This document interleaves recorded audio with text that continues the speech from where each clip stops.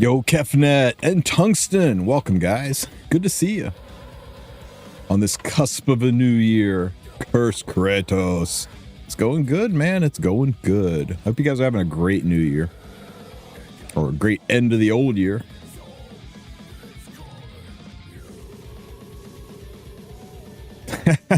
Thank you, Joseph.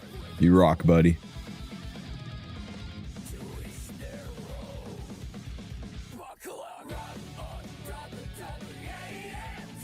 Mr. Sir Tilt and Belcock. Good to see you guys.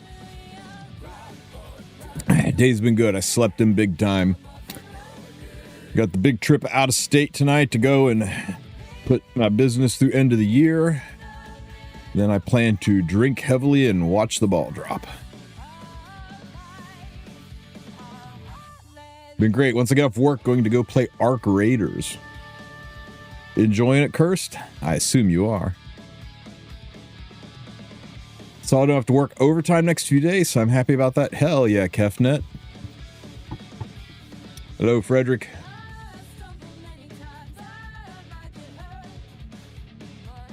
Let's see. Let's go kill Prongo if we haven't already. Get that out of the way.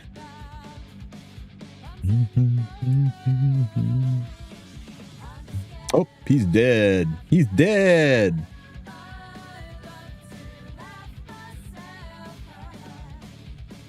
$200 hours. Damn.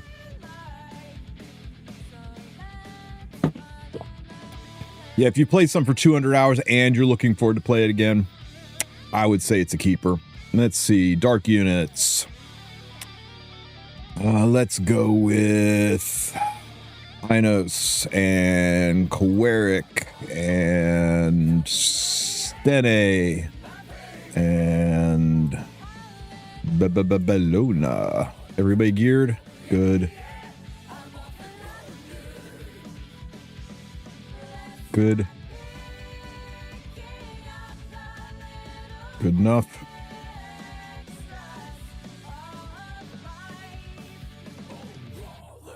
Not good. What do we put on you? Yo, Awana Enchilada. Thank you for the sub, buddy. Man, I appreciate the support. Thank you so much. Hello, Jacko Valentine. If you have time, check what I just rolled. I should be happy. What'd you get here?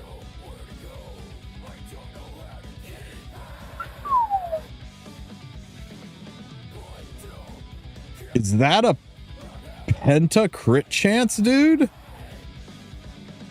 That's fantastic. Congratulations, man.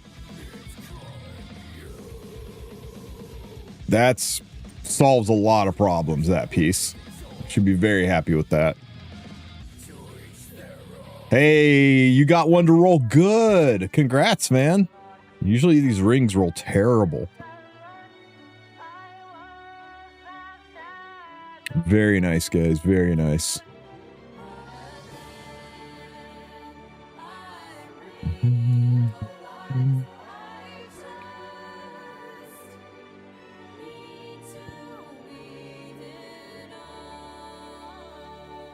Okay, let's go get Mr. Prongo.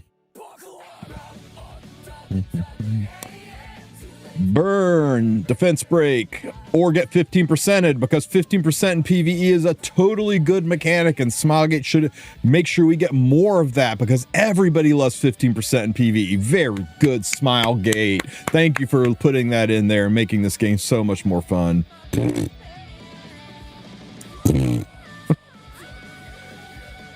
All right.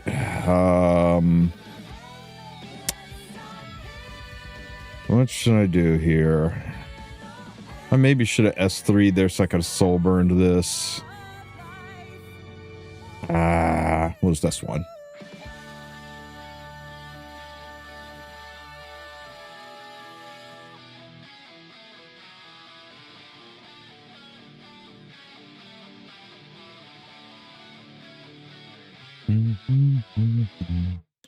All right. Now we strip the attack break And we do not, or attack buff, and we do not get 15%ed, because that can never happen twice in the same game. There we go. Now we get the defense break. Okay. Things are a little bit better. Get vigor up here.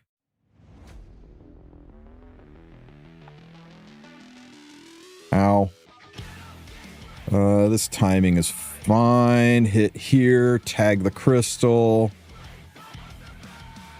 S3 to heal up.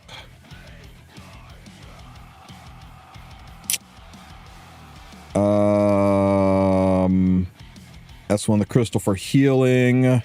S3 so that he can't throw those debuffs back, and that way he'll keep the defense break, because you can't transfer him if immunity's there. Okay. Hit that. Hit that. Hit that. Burn a defense break. Oh my god, with the 15%. Twice? Brother. Stick it this time. Oh, son of a bitch. It's fine. This is fine. Annoying, but fine. What's up, Cyril? Those chests around the map in AI, if someone picks it, do the rest of the guild get it? The gold chests, yes. The gold chests, no. Those are personal chests, but any non-gold chest, anybody picks those up, the entire guild gets them. 4, 5, 6. Oh, look, a defense break. Lovely. Lost so many points. 7 and 8. There we go.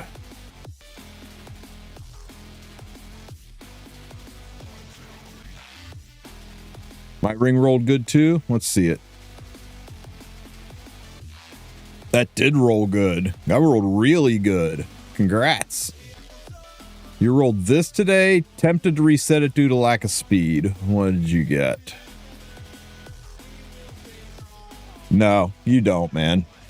You don't. This just goes on a mid-speed DPS. Speed DPS units are amongst the hardest to build, and this lets you have really high speed on another piece and make up for it with damage on this piece. I think if you reset this, it would be a big mistake. The stats on this are so good. You've got 1, 2, 3, 4, 5. You got 5 rolls that are like only 1 or 2 off max. It's so good.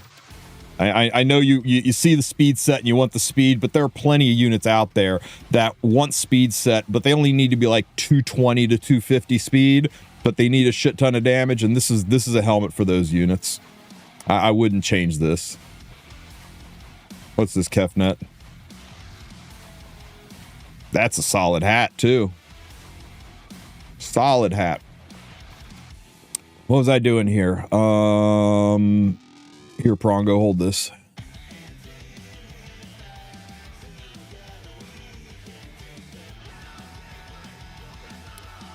Okay, we burn. We get the defense break. Wait, is this transfer? Oh, god damn it. This is transfer debuffs back. What a waste. S1, you had better take a turn. You had better strip that gabber. It is over. Okay, the attack break helps. Who can we use instead of Lone Crescent? Commander Lorena. You just need to make sure you save enough souls to soul burn her or Spectre Tenebria once inside of the break phase to get your extra hits in. What you got here, save?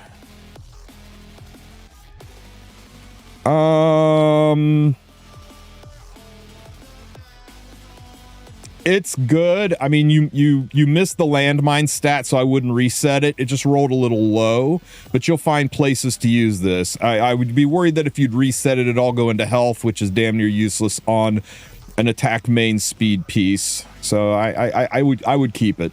It's not going to change your account, but you will find places for it.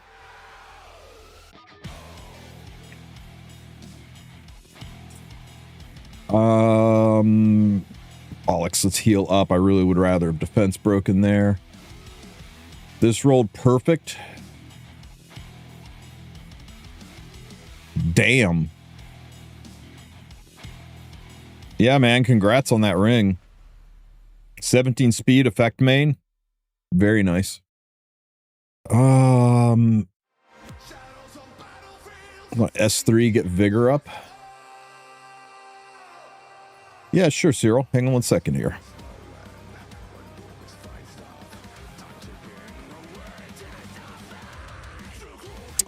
Let me just find it from my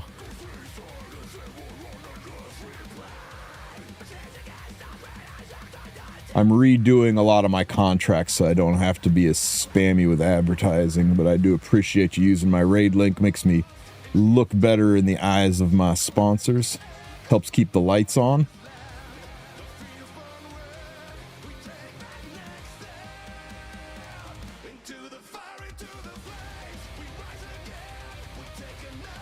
There you go. Do you think Dark Corvus will be better on the new sets or just go full HP? I want to play him with Yulha. If you're playing him with Yulha, you could put him on anything. I mean, as long as he's got the HP, a superhumanized Dark Corvus, I don't think there's anything in the game that can survive it. It's crazy how hard he hits. Let me see. What are we doing here? Stuns. Yeah, you ain't stunning shit.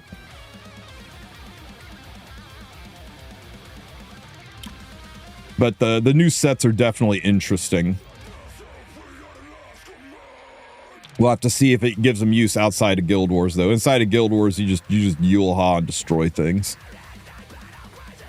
Man, this is a very low scoring run without the defense breaks.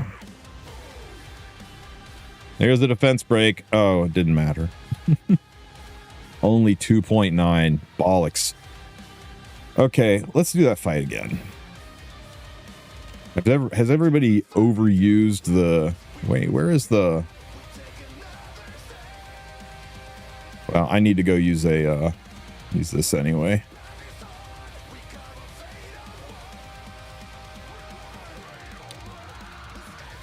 Oh, by the way, those of you who are on lower floors who are taking my advice to not open up chests, yesterday I learned that they've normalized the chests. You can open a chest on any floor. It's the same value. So there's no reason to wait until the last minute. Just open it. As long as it's nearby, go ahead and open it, I guess. It doesn't really matter. If you save till the last floor, that's fine. There's still way more chests on the last floor than you'll ever have keys. But if you want to get that gear sooner, floor 1 chest, basically the same as floor 3 chests. Wolf and Roses, thank you for the 18 months, buddy. I appreciate the support. Okay, Dark Team numero dos. Let's run Kitty. Hey, Maj and Ken, thank you so much. I hope you have a great new year yourself. We'll do Kitty, we'll do Sinji, we'll do CPP, and normally I use Rylet for this. I think I'm going to try Lorena instead of Rylet. We'll see if the new Lorena can bake in more damage. That looks good. That looks good. That is fine.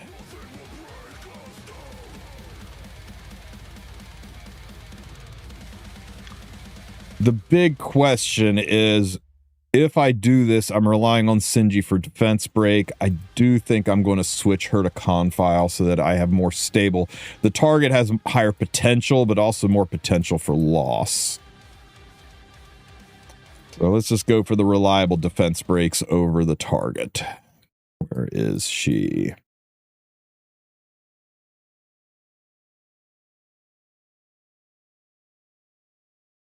There we go. CPP, C Phantom Politis, CPP. I think you said that in the past, but I know, but you know, when it's out there in videos, I like to correct it where I can. Everybody screws up once in a while. I do my best to make sure the information I put out's correct. Sometimes you can't always catch everything, but every little if it even reaches one person, it's worth saying. At least the ring didn't roll like this. Where did it go?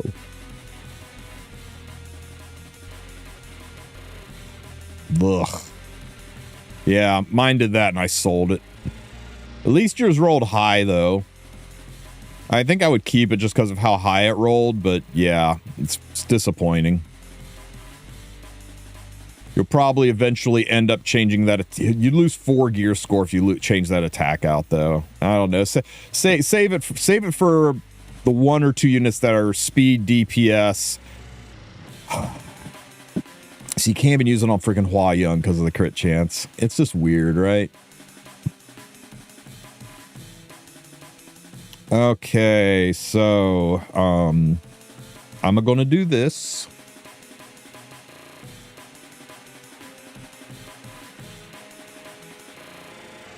Is it possible to make Lady of the Scales go first? How do you mean? You mean an AI, or do you mean in general? I mean, put speed on her. In AI, you just have to run with 3 other units whose base speeds are lower than hers.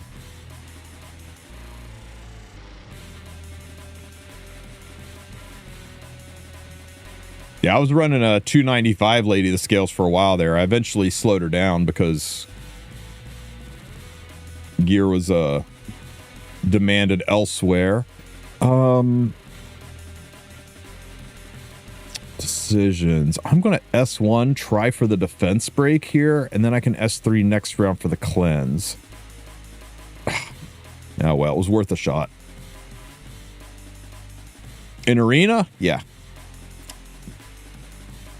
Just depends into what comp you're taking it into. Pow, pow, hit. And we'll do a hit here. And we'll do a strip.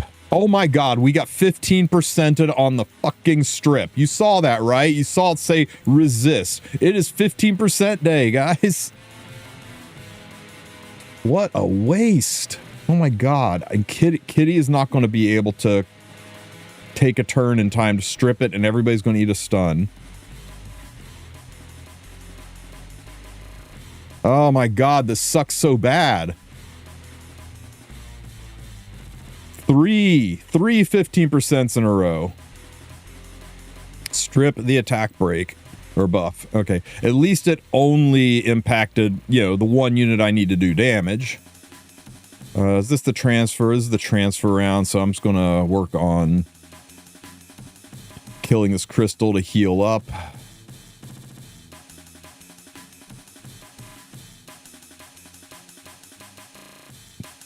Which is going to be hard since I don't have a damage dealer. Oh my god. What a mess. What a mess this run is. We also S1 with a 100% chance to, or no, it's a Confal 60% chance to proc. Oh my god. And Candlestick never procced. And now I can't S3.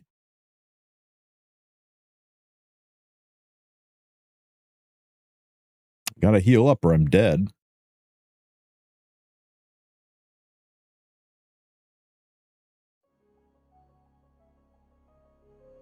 I heckin' love Epic 7, guys. This is so bad.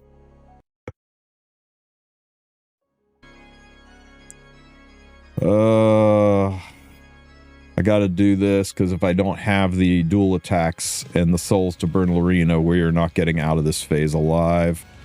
Lorena should get another turn, so let's just S1. There's 1 hit. 2 hits, 3 hits, still no defense break. I'm going to rely on her lapping 1 more time. 3. Oh, nope, never mind. I just fucked up by using the S3, and now I bricked my run. Oh well, at least we got like 1 million points, right? Brutal. Let's see. We got no way to strip, so we're basically dead next round. So we may as well get some points where we can.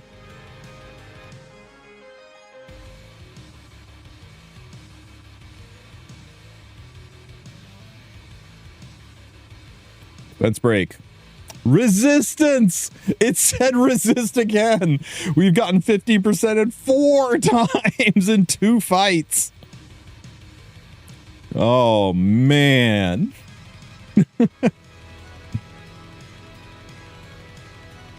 Brutal.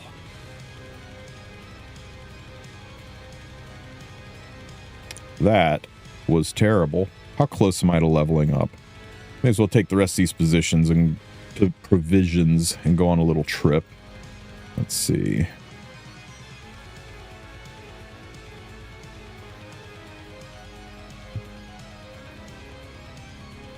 Let's see. Where haven't we been yet? We haven't been over here.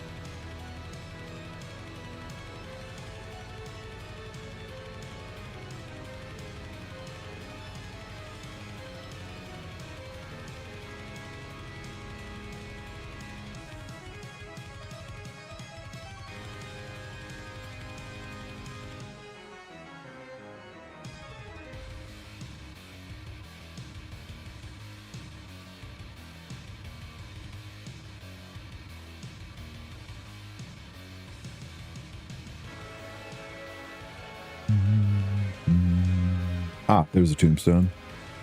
Knew there had to be one here somewhere.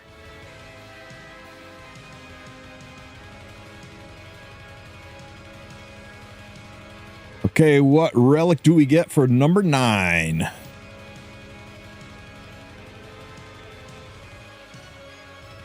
Oh, brother. We're zooming.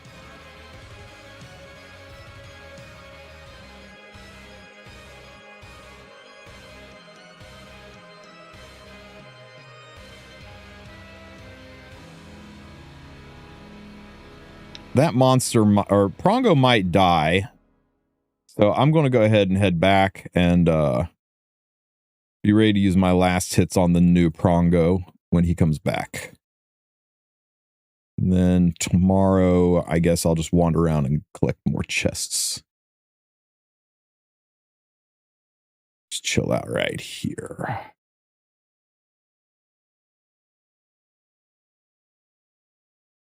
Oh, there's that thing. That's good to know. Okay.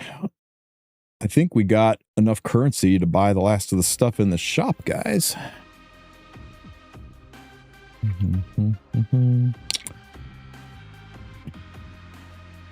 Sexy. Nothing else in here I really care about, so I'll just buy these with treasure I get on the last day of farming. Let's go roll that gear. Surely it's not just you guys. Surely I get a nice helm today, right? Everybody else showing off their really good helms. Surely today I get a nice helm.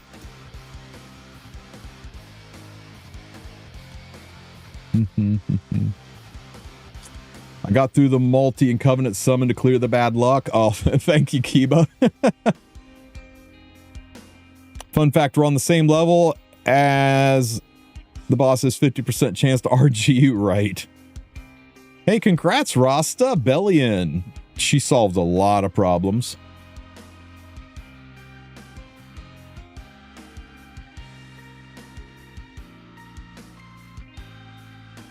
I would 100% swipe on E7 if Garbage from Blade and Bastard was added as a unit. I think my most wanted collab just for me, I would really like Power in E7, so I'd love Chainsaw Man. Something Christmas miracles question mark. That's right, man. Christmas miracle on this piece right here. Show me something beautiful. Nice thing is this helm really can't roll bad. It just is it's just got to roll high. Dude.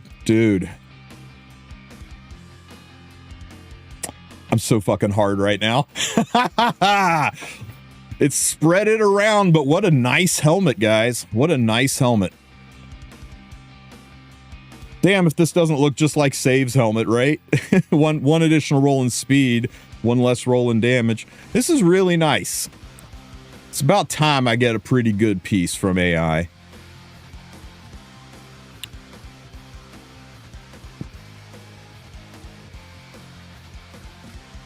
This rolled pretty decent too. It didn't roll high, but it at least rolled correctly.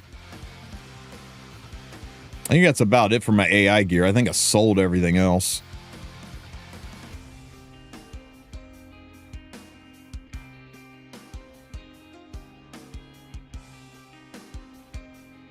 Oh, no. The weapon.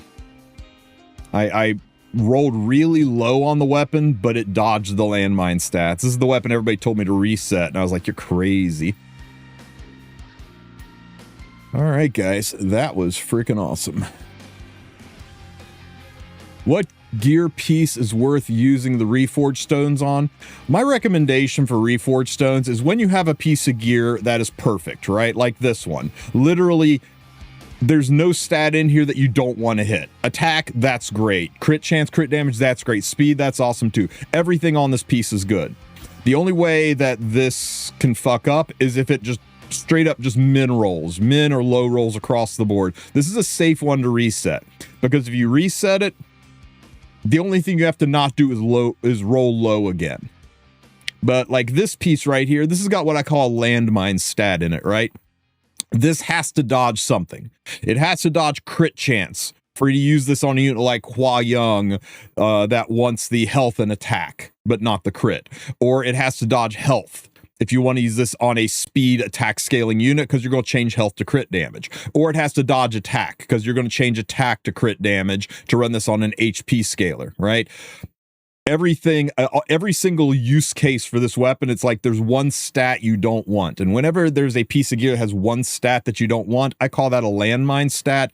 And those I recommend against using the reset stones on, because look at this, a 95 gear score. I could use a reset stone if I had one, reset stone on this and reset it.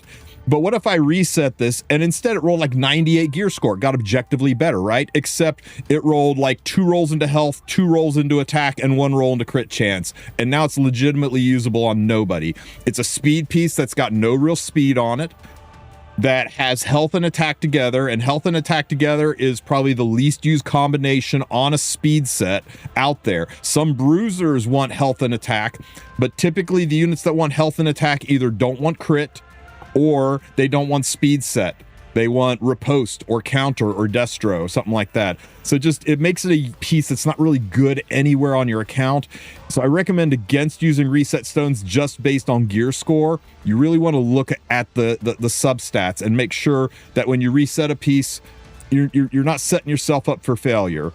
An even harder option would be, imagine this riposte weapon, but let's imagine that the effectiveness down here is percent attack, right? This is the best weapon out there, as long as you can dodge the flat HP, right? You're like, ah, you know what? We'll mod that flat HP into percent HP or into, I don't know, effectiveness if it's a debuff unit, or effect res if you're building an ER unit, or even just leave it and call it a dead stat, because riposte users, they typically don't need a bunch of speed, so this is fine, but they want that crit chance, crit damage, and attack. So you roll the shit out of this, and it rolls, it hits right, but it rolls low. So you decide to reset it, and after you reset it back to this, you go back in, you do your rolls, and bam, it rolls into flat health. You're like, ah, it's okay, it's only 1. It's only 1. I can roll. I got the 7 into attack. Remember, we're pretending this is attack. I'll go ahead and go again, and so you hit it again. I was really hoping it would hit flat HP again, right? But let's say it hit flat HP again. Now you're like, wow, I just wasted all those charms, all that gold, the entire reset stone, and 500,000 gold to press the button, only to find out that it rolled, rolled higher, but it rolled into the shitter stats that I don't want.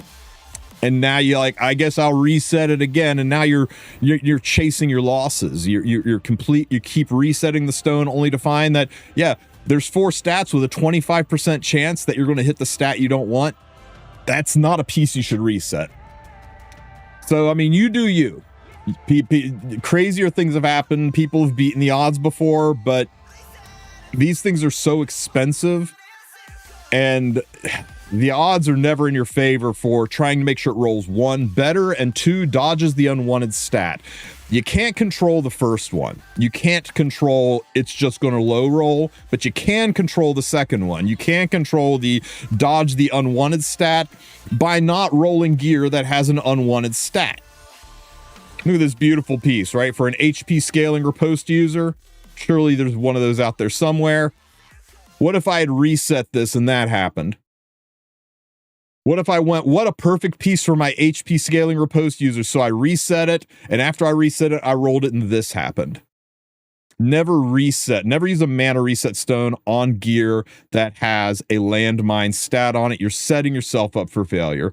Unless you're just a high-end gambler and you're sitting on tons of resources and you're willing to take the risks, you do you. But yeesh. Yeah, this could have been great for Setska, but now it's just weird. And we're like, well, I don't know, flat HP along with the percent HP, this could still be good on Setska. Really? Really? Because you don't get any stats from this piece. Your entire gear score for the unit comes from your substats. Ugh. Ugh. Even when you try to cope to yourself by saying, well, I don't know, the flat HP might be okay on Setska, and then this happens, and now you really regret using that reset stone. So that's my only advice to you on these mana reset stones, and it's why I think their value is relatively trash. I mean, I could reset this one, and you could watch me, double roll into flat health again. Never, ever reset a piece with a landmine stat. And also try to reset pieces that have good versatility, right? I'm not a huge fan of doing resets on riposte and reversal gear because this gear is only used on like 6 units in the game. And if you're chasing the dragon of trying to make that perfect piece, well, that's what like the Astral Forge is for, and just generic farming. Pen set, that's used everywhere. Immunity set, that's used everywhere. Speed, where'd my immunity set go? Speed sets are used everywhere. Those are good sets to use reversal sets on because there are literally hundreds of units that use destruction set, hundreds of units that use speed set, tons of units that use torrent and pen and immunity. That's a safer set to spend a reset stone on because those are the pieces that you want to be really, really good. Those are going to be eternal pieces. Riposte set, reversal set, the niche sets, they kind of slide down on the list of importance for this limited currency. What's up, babe? Hey, good job. Let me see. Oh, there's a chunk of tooth in there. Yeah. I think you might be good. Good job. All right, guys. What does it mean when you say high roll versus low roll? Sure. Let me find a piece here. No, not that. Please, not that. No. This one, is it? Do I have any gear that's... Ugh. Okay. So, most substats that have a percent symbol at the end of them, with the exception of 2, they can roll from a range of 4 to 8. All right, so if I upgrade this one and it hits any of these percentages, it'll either be a 4, 5, 6, 7, or 8. So a 4 and a 5 would be a low roll, a 7 and an 8 would be a high roll, and 6 would be a mid roll, right? Crit chance and crit damage are a little different. Crit damage can roll from 4 to 7, and crit chance can roll from 3 to 5. So when we say we want it to high roll, we're looking for rolls that look like this. Okay, it's a little bit of a low roll, right? It's 1 off. Oh, no, sorry. Crit damage could roll between 4 and 7.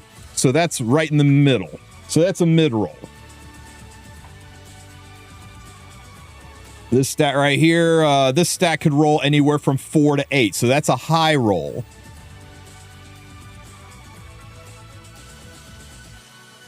I'm going to do one more, even though I have no idea who would ever use this piece of gear. There's another high roll. So even though this is rolled really well, right? 2 max rolls and 1 mid roll. So we're way above average on our quality rolls. The issue is that nobody wants the stat spread, right? There's no real riposte users who want effect resistance as well as effectiveness that also don't need like crit chance to go with their attack. I don't know. It's a very weird piece. So I'm going to stop here before I make a chunk of beautiful garbage, which will point out why it's not always about gear score. You actually need stat synergy. You need the sub-stats to make sense. This is a DPS piece of gear with a DPS main stat and a shit ton of support set stats, all right? Now, that's for 85 gear. 85 gear,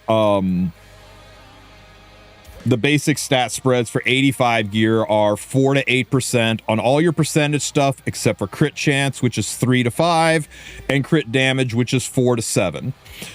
There is also speed. Speed can be 2, 3, or 4. There is a on red gear, speed can be 3 or 4. No, 2, 3, or 4. On purple gear, you can roll a 1 speed, but that's really heckin' rare, and that's why most of us don't bother rolling purple gear. There is a tiny, infinitesimally small chance that speed can roll a 5. I'm talking like you're going to see it maybe 4 or 5 times a year, kind of rare, that you roll a 5 speed, but it can happen for 85 gear. And then flat defense, flat HP, and flat attack. Look, bottom line is, there is never a world where flats are better than percents. Some people are like, oh, I don't know, flat defense is better on thieves and Tamarin flat HP is better ever so slightly, so infinitesimally slightly that you never chase it because everyone else, it sucks. Now, it doesn't mean rolling into a flat is bad. Sometimes you get a flat stat and it's got really good synergy on a specific unit. Like, I wanted my Wukong to be my highest HP unit on my team so that I could screw over a lot of people trying to strays me. So I got weird pieces that that look like this, right? 700 flat attack, flat HP, terrible gear score, but it's perfect for what I wanted my Wukong to do. So yeah, it doesn't necessarily mean flats are bad. It just means that flats typically aren't what you want. And as a main stat, you never want a flat as a main stat. It's a kiss of death. The moment you see a flat stat as the main stat, you don't roll it unless you're speed checking.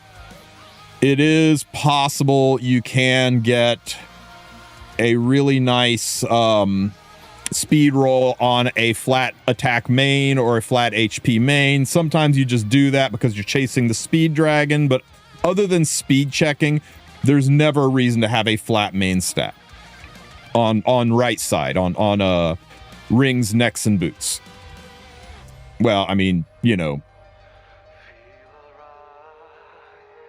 speed is, of course, a flat stat, but I assume you all know I'm not talking about speed when I'm talking about flat stats, right? So, yeah. Other than that, 88 gear has one higher tick than everything else, whereas percent-based gears are 4 to 8 on 85 gear. They're 5 to 9 on 88 gear. Crit chance is 3 to 5 on 88 gear. It's 3 to 6. Why they still let you roll a 3 on crit chance is beyond me. Destruction goes from 4 to 8 instead of 4 to 7. Speed still can roll 2, 3, 4, or 5, but the 5s are more common on 88 gear. So yeah, it's this initially rolls better, but you can't convert it. You can't convert it. And 85 gear technically gets that plus 1% back when you upgrade it. So 85 gear is pound for pound the best gear in the game. That's why people go so nuts over otherworldly gear, because otherworldly gear, that gear that kind of has that bluish glow to it. No, you can only roll 5. It's just fast. It's just more chance, Sir Tilt. I think 88 gear was never designed to roll 5 speed. I think it's just a that Smilegate doesn't know how to round, and you get caught right on that 0.45%, and it rounds it up to 5. So otherworldly gear, when it's got that blue glow to it, when you upgrade that, it can only be max roll or 1 off max. So if you roll speed, it'll be 3 or 4. If you roll crit chance, it'll be 4 or 5. You'll never see 3s on crit chance. You'll never see 2s on speeds. If you roll effect resistance, it'll only be 7s or 8s. You'll never see 4, 5s, or 6s. So that's why people like otherworldly gear. That's why they chase it so much, is because it only rolls good. Which means if you get a piece of otherworldly gear that's got a substat spread that you like, it's going to be amazing. It can't roll badly. But otherworldly gear can start with low rolls. It can start with a 4 effect resistance, but it can only roll after that 7s or 8s.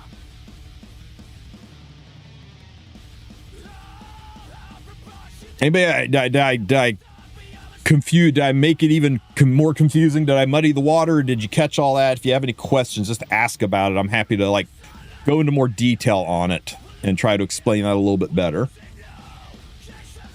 Gearing in this game is apparently easy and surprisingly complex.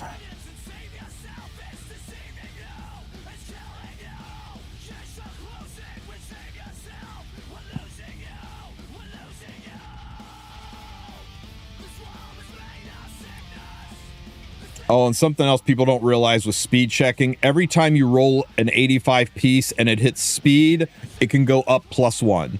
So if you got 4 speed and you don't touch it at all and you convert it to level 90, it's still 4 speed. But if you roll into it once, say your 4 speed goes to 8 speed, when you convert it, you'll get +1, you'll get 9 speed. If you roll into it twice, say you go 4, 8, 12 speed, and you convert it, now you rolled into it twice, it'll go up 2, so it'll go from 12 to 14 speed when you 90 it. If you roll into it 4 times, right, that's the dream, right? You go 4, 8, 12, 16, 20. You quad rolled up to a 20 speed, you convert it, it'll get +4, it'll go to 24. And if you penta roll and you go straight up to 4, 8, 12, 16, 24 speed at level 85, and then you convert it, you get +5. No, you still only get 4. I don't know why. They don't give you that last one. Quad roll and penta roll is still only +4, so your 24 speeder goes to 28. So in theory, 28 is the maximum speed you could get on a piece unless you luck sack one of those magical 5 speeds, either as a starting stat or as a roll. You could technically get up to 25 and then convert it to a 29. And that is the rarest shit you will ever see in the game. And it looks like this. For those of you who think it doesn't exist, it does exist. This started out as a 4, and he rolled 4, 4, 5, 4, 4, and got it to 25. When he upgrades this, it'll be 29 speed.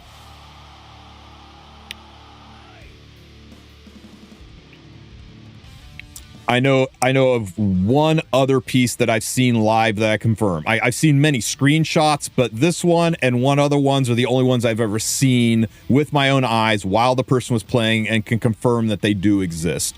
But this is winning the lottery twice in one day kind of odds, right? This is crazy.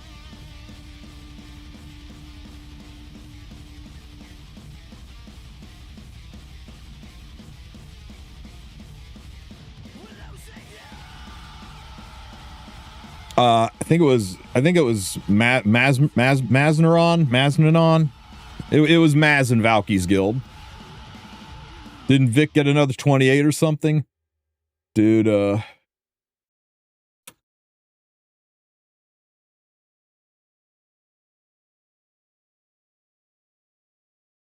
where is it? Hang on.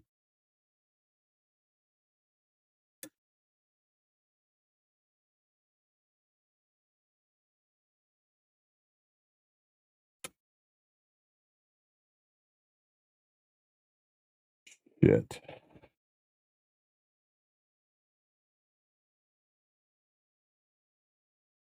I can't find them. Where are they?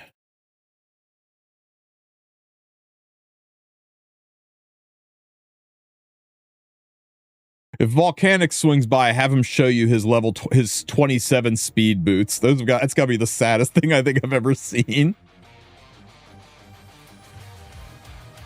Yeah, Vic has been very lucky recently with speed. I did get a I did get a decent speedster a couple of days ago. It had been a minute. I had a really big dry spell.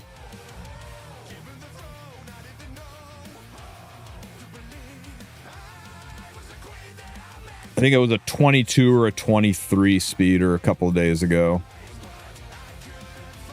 Oh, here's that otherworldly gear, right?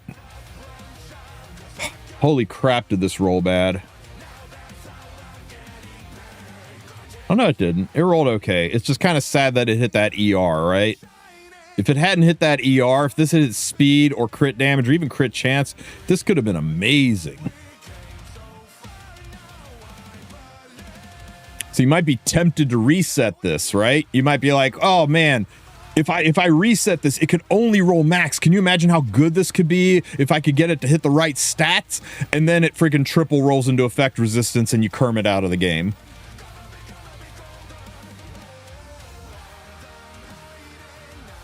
So never reset something with a landmine stat. That's some people like the Gamba. I just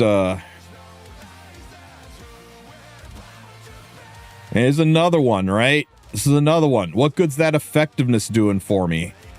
This could be amazing if I could just dodge effectiveness, but I won't. You know I won't dodge effectiveness. You know it'll freaking double roll into it.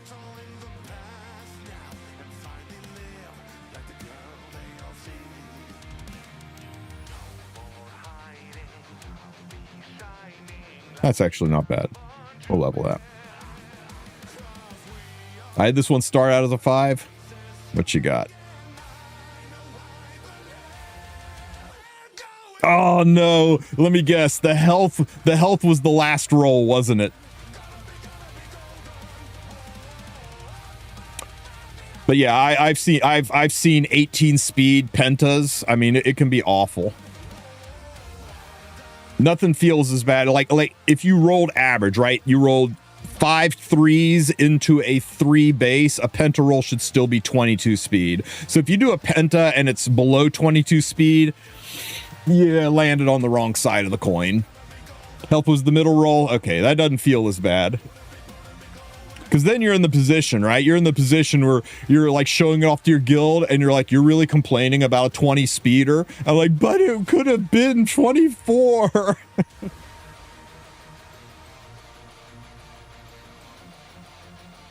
That's actually a pretty nice piece, dude. For reals. I think you change the effect resistance to effectiveness. And you've got a really nice opener piece. The crit damage is wasted stats, but you'll get a lot more gear score. You could modify the crit damage to effectiveness. Lower gear score overall, but might be a little bit more versatile. Yeah. Yeah, I think Cookie's right. I mean, 5 ER is still 5 ER. Buck's a buck.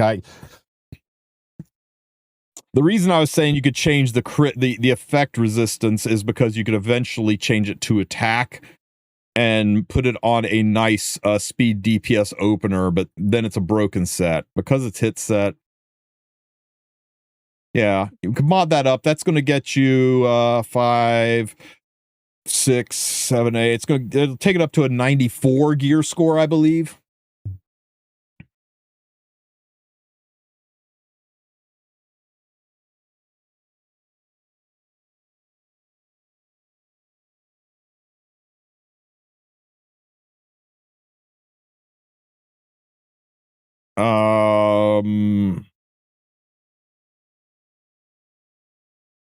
Pretty much any riposte user could use this, right? You could change the effect resistance to speed, but you're going to lose 2 gear score, so I probably wouldn't do that. I would just leave it alone and put it on any damage dealing riposte user. The health is nice for units like Afternoon Soak Flan, who doesn't need the speed. Setska could use this, who's going to enjoy the HP. Yeah, this is a nice piece, dude. I rolled this recently. Jesus, Cookie. How did you freaking get to 46 on a quad? That's insane. Dude, it's on an attack set, though. Attack set, attack main. Oh, dude. Okay, hear me out. Hua Young.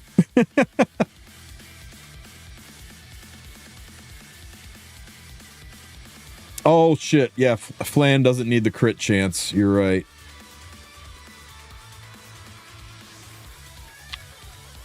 Yeah, and that's too much crit chance to waste. I guess Setsuka. I don't know. The problem with really good riposte gear is there's only like a couple of units that even use it. Yeah, I think I'm gonna try her on riposte for sure, it's Bran. With her attack threshold being lowered, I think for sure I'll try that. I haven't built her yet, but want to give her a shot. All right. Show me something sparkly.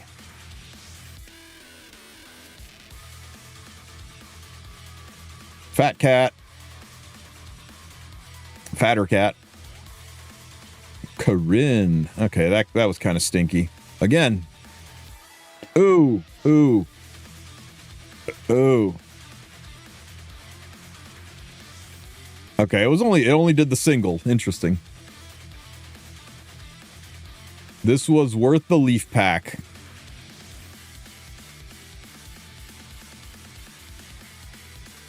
Woo!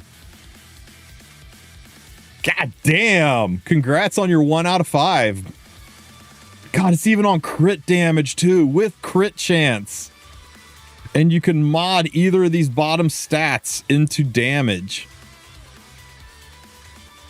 Here you mod ER. Don't let Cookie talk you out of it. There's going to be the occasional damage dealer that's going to do some debuffs too. Damage dealers typically don't need ER, and this is a damage dealer piece.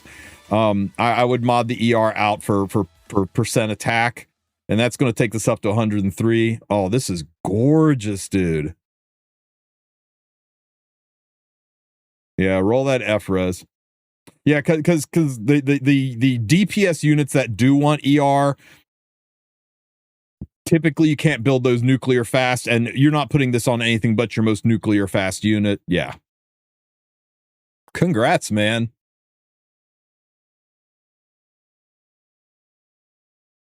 Lucky I'm in a good mood. Most streamers would ban you for showing that.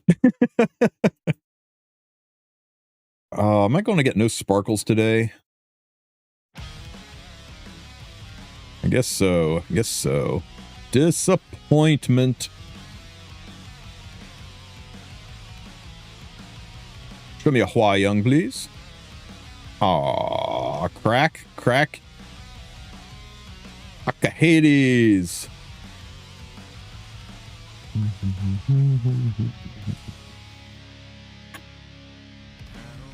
156. If I pick her up now, who else is in here? Nobody I care about. Nah, it's not. I don't want Surin that much. Not like she's AOL or somebody who's really good at the start. 88444. Ooh, I hate the sound of that, buddy. Let's see. Oh no, 88444. Oh, it's still in the mid 40s, right? That's like 41, 42 on Reforge.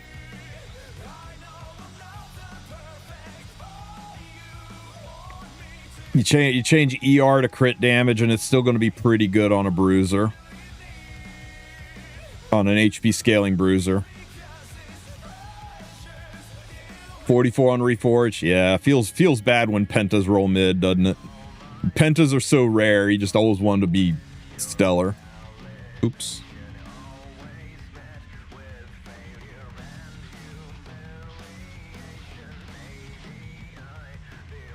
Oh shit, no Guild War today. The friggin' holiday week has really thrown me for a loop.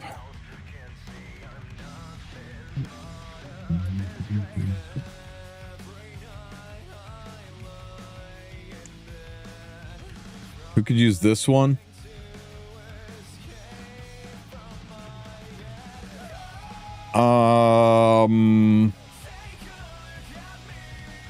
Angel of Light Angelica.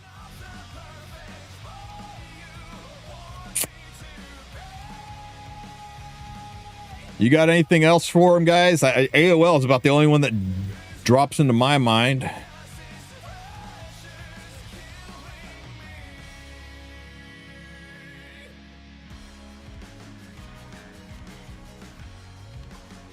Green Litica, yeah, Green Litica. That's a real good call. Green Litica, yeah. Ludica for sure. Light Tenebria is an interesting pick as well. Yeah, man.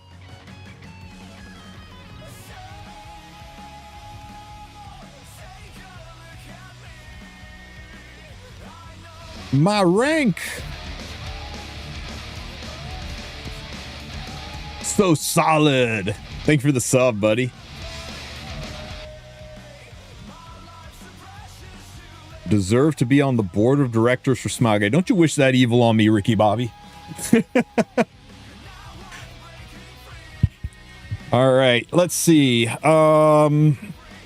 Is anybody fast here? I don't think anybody's fast here. Let's kill it like this. Festive Eda 2 could use that. Let me see. Who do we piss off the most? Let's put this into Setska, who's not going to counter me. And let's do some chonk here.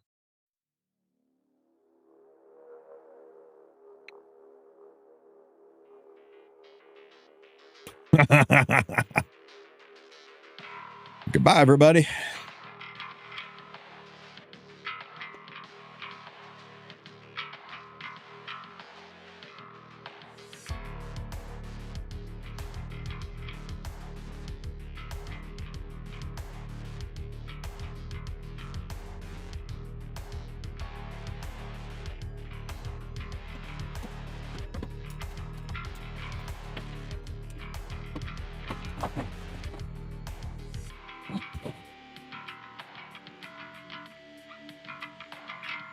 It's hard to read because it's backwards, but it says pirate. My wife gets me. Let's see. As long as we kill this... Oh, I don't have sachets. Bellion will get a turn. I should lap Bellion, right? I should cut that Bellion. I'll cut that Bellion. So let's just kill this.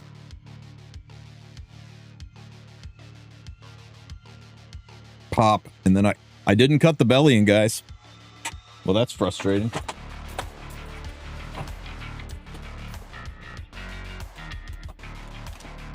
Ow. Stop. No more. I don't want to be kildificated.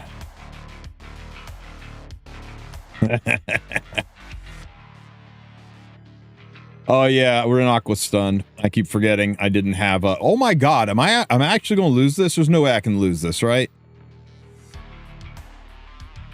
Eat some 3F. Uh-oh, it's a 3F slap fight, guys. Whose 3F is more 3F-y? There we go. I haven't used Renak in a long time, and I'm used to using her with Dragon Brides or Dragon King. It's how long it's been.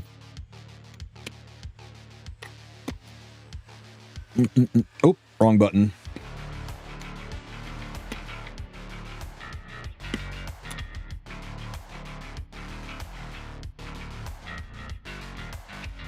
Ooh.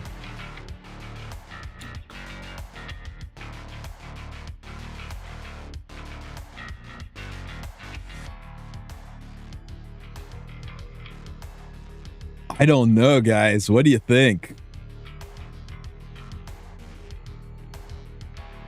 Do I risk ruining my streak? How would I build Bellion without 3F?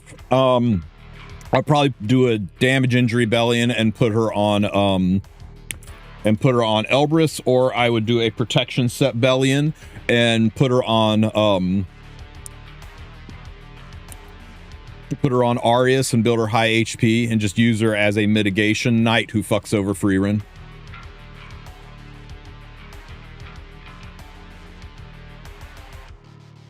I want to try this. I might ruin my freaking 10 win streak, but I want to try this. Need to flex Ursaria here. Steely, steely.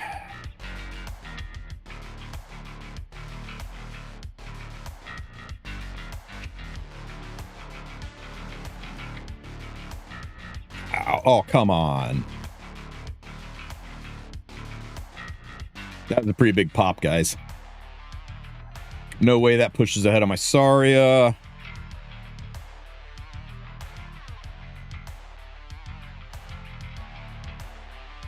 I don't know if I'm going to be able to kill here, though. I need to kill something here. Soul Consolation. Rude. Didn't quite kill. Damn it. Okay. I've put up with a superhuman fucking Wrass.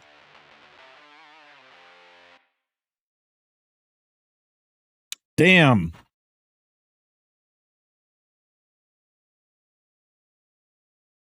It's okay. We'll still pull out of this, right? We'll still pull out of this. No. The custom group summons always follow one rule, and that's that the unit has to have been had to have had 2 banners. And Renok's only ever had 1. So no Renok, unfortunately. No Summer Hua, no Aram.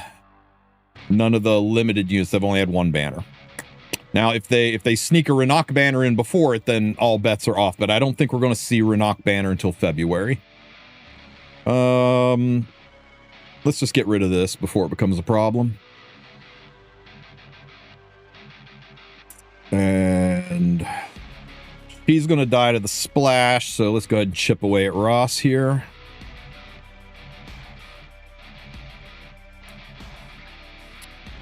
And pop. Pop, pop. Damn, he has 49,000 health, guys. That's wild.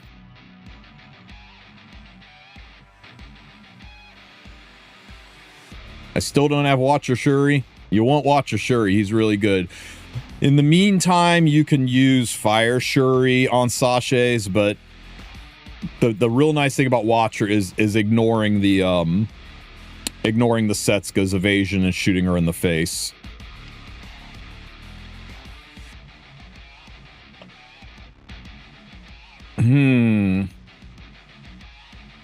I lose if he's faster, and I don't want to blow my win streak, so let's keep going. This looks like prime real estate. Oh, wait. Ooh, BBK, guys. BBK. No. Yeah. No. Yeah. I just need to not get outsped. As long as I don't get outsped. If I get outsped, we're hosed. If I get outsped, I'm going to put better gear on my Renok. Okay, we were fine. Let's make sure you do not take a turn, though.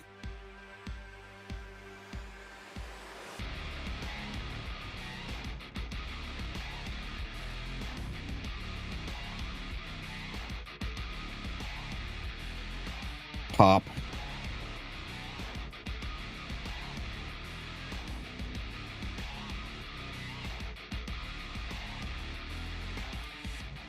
Bye, everybody.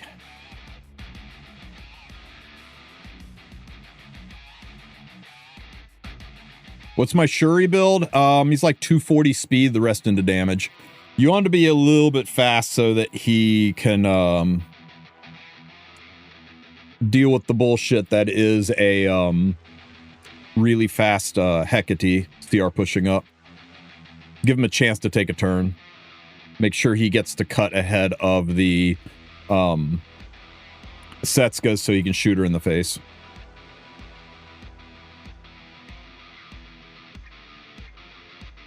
What's this?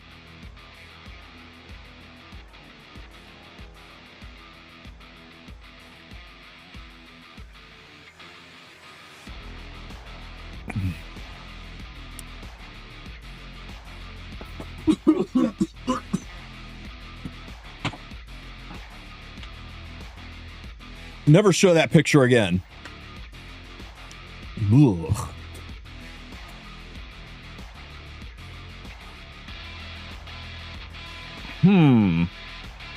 This is interesting. This is very interesting.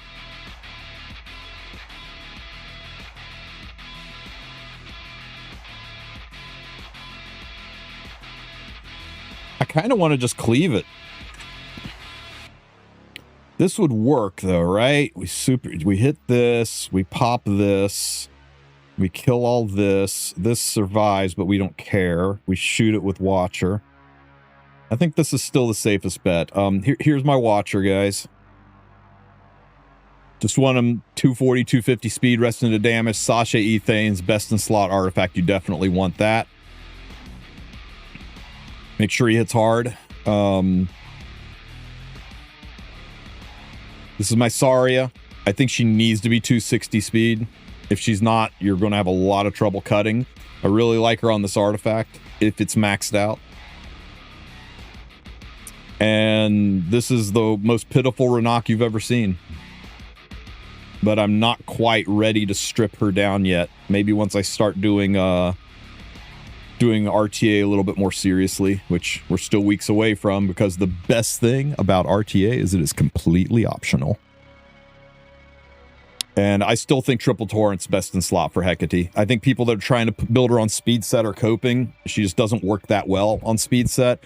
I think maybe once the new sets come out on the 8th, maybe people will start to find ways to make her applicable in RTA. But I think she's one of those units that everybody says is good in RTA, and then they stop using her a week later because they realize it, right? It's like all the people like, no, Robin is actually really good in RTA in certain situations. Like, yeah.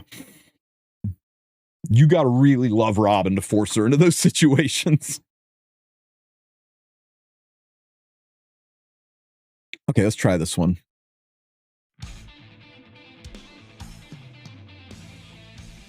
Okay, so who are we stealing from? We'll steal from Hua Young, who is not going to counter me.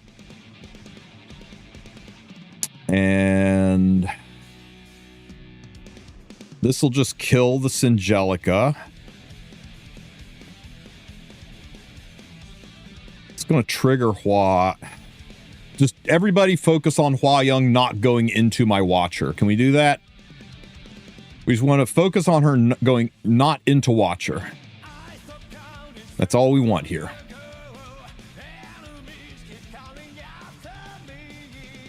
Oh, the pop damage doesn't trigger her attack. How cool is that? Never mind. We're fine. I got 2 Hecate. I'm thinking 1 Torrent and 1 new set. I was thinking about pulling a second one. I'm worried it's not going to be... She's not going to be that impactful. I'm thinking even on the new sets, I'm a little bit skeptical. Okay, where are we going now? I think we can deal with her later. No, that's dumb. Let's deal with her now.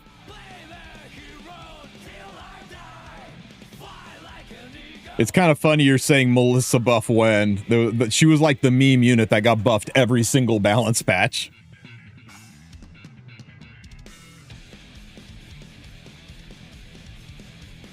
Hey, nobody makes my Watcher Shuri scared. Pow.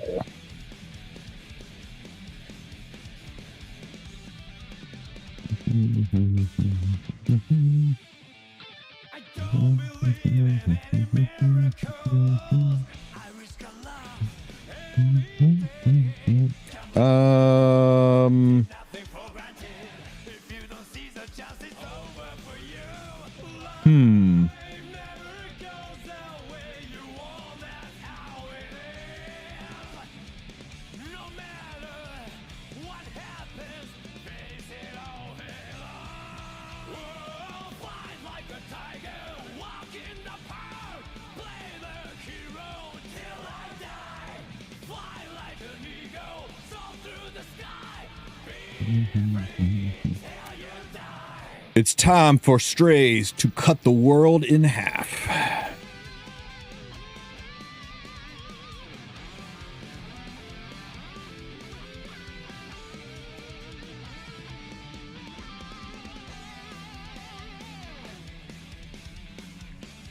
Cannot escape my sword and all that.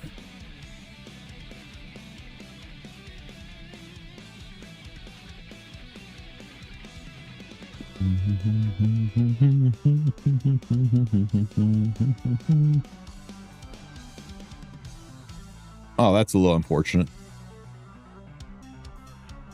Can we control him? It'd be hilarious if we can get a provoke on there. This guy's on reversal set. How'd that reversal set work out for you, buddy?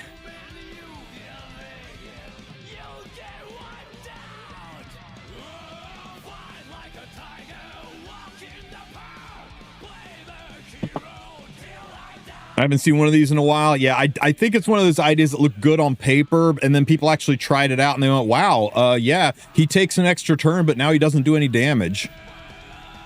I'm not a huge fan of reversal Ross. It's a nice gotcha mechanic for sure, but I just don't think it does enough.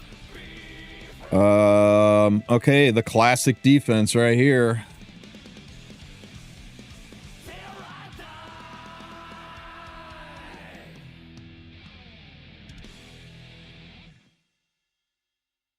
Okay, let's... I gotta chonk Grass down to make sure Saria kills. So let's go ahead and do this. Or not, to make sure we're not kills. Okay, that puts enough there. Lethal Whispers does not proc. Good.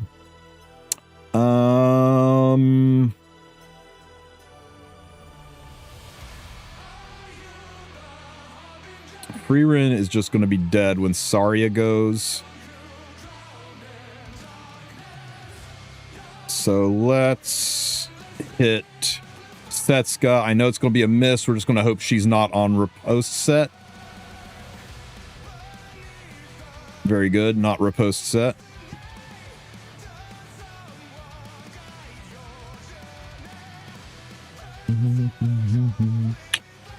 Get him.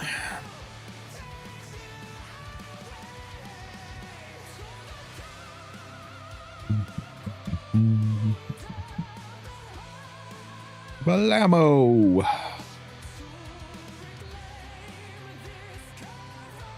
Extra hit. Thank you very much. Double 3F proc and pow. Hey people, since the post update was covered, has Tristen Wulf made an updated tier list? Okay guys, I gotcha. Let's get this done right.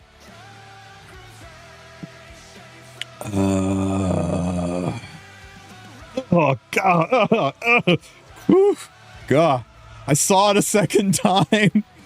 Me and my therapist are going to have a lot to unpack after seeing that image, guys. Ugh.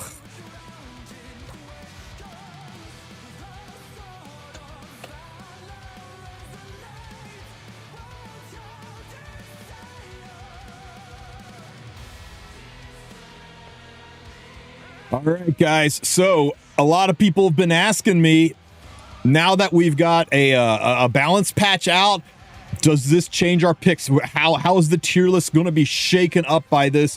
What should our choices be? Well, guys, I think what we're going to do now is we're going to take Judge Kisei. She was on the tier list. We're going to move her out of tier 4, and we're going to move her maybe up here just in front of Astromancer Elaine on tier 4. There's still only one way to build her.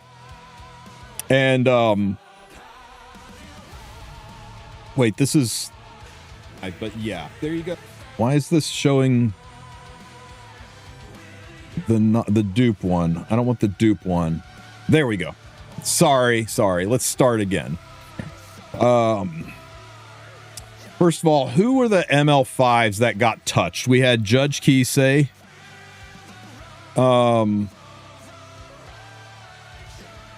What's this?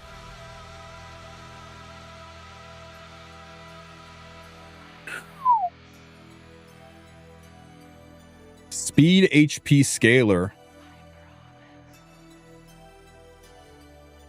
It'll find a home, man. That's a wicked piece.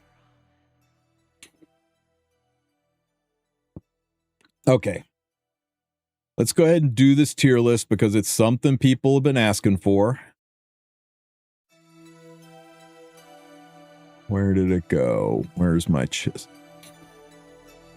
What's up, Epic 7? Tristen Wulf here, and people have been asking me, now that we've got a balance patch, how does this change the Headhunt tier list? What units should you be picking now? We've had such insane buffs come our way. Well, guys, I gotta tell you, Last Rider Karl has gotten a really nice buff that is going to take him from the tier 2 tier all the way up to the, I'm just kidding, he's not moving at all. It doesn't change anything about him unless his patch buff is so huge on that barrier it's really impactful. It looks like the entire purpose of his buff was to give the most obvious holder of Crown of Glory a chance to shine. I don't think it's going to change his usefulness or usability. I'm leaving him right where he is. And then we had Judge Kisei. Judge Kisei is one of the harder units to build, but if you can build her, she is really, really good. The ability to not dodge counters, giving her a higher 10% more chance on defense break just means that instead of getting 25% in RTA, you can enjoy getting 15% in RTA. We all know that's better, and it's going to keep her right here where she belongs in tier 2. I don't think it improves her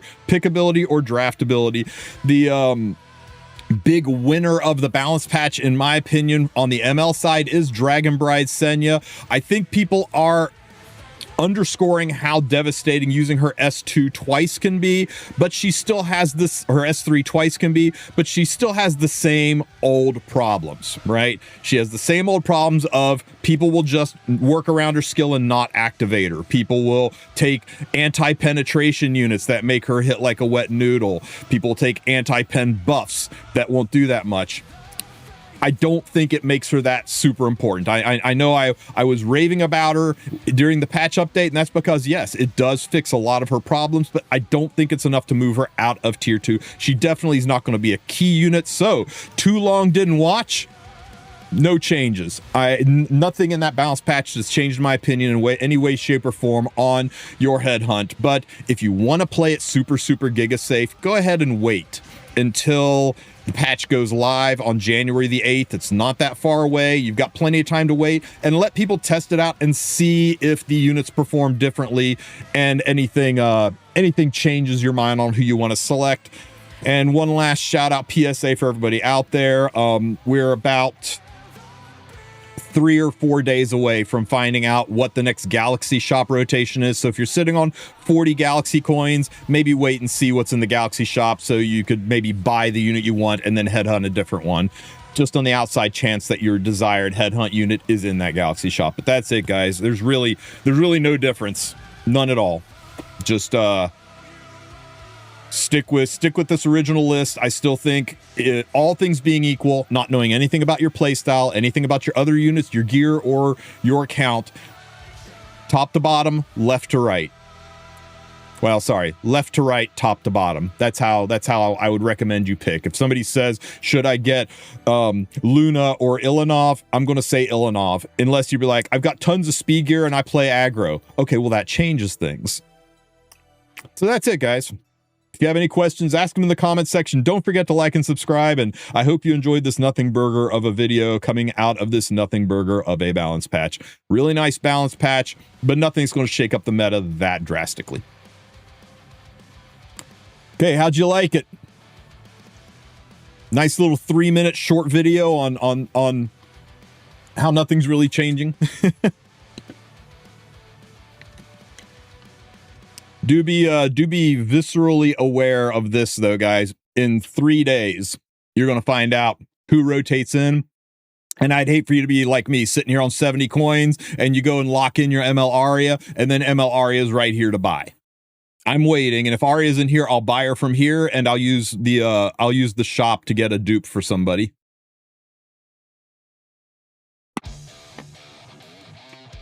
I might try to tear it down to a short. It's got to be under 2 minutes to do as a short, so I might have to clip and crop that down a good chunk to get it into a short. But yeah, do the short and refer it to the other video. That would be ideal. Shouldn't Lua be up next in the shop before Aria? Should and will be are very different. There for months. Shouldn't Zio be next? Shouldn't Zio be next? Why isn't Zio next? When are they ever going to do Zio? So sometimes they don't follow patterns.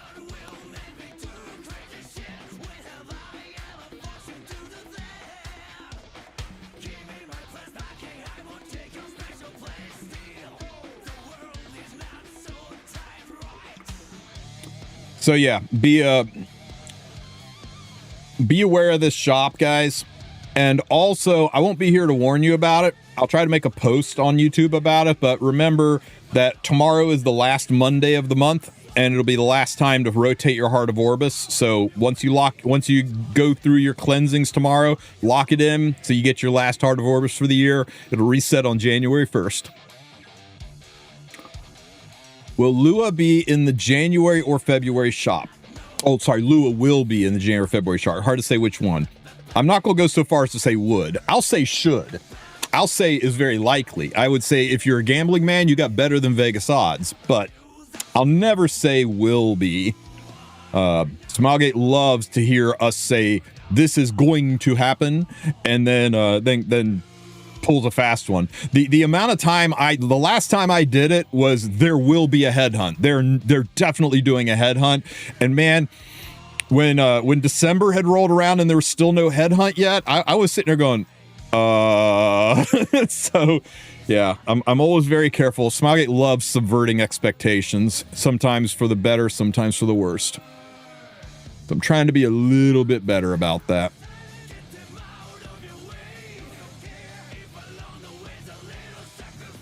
The pattern has held for a very long time.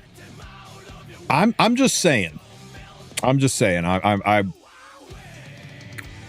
would I bet $100 on it? Sure. Would I bet $10,000 on it? Probably not.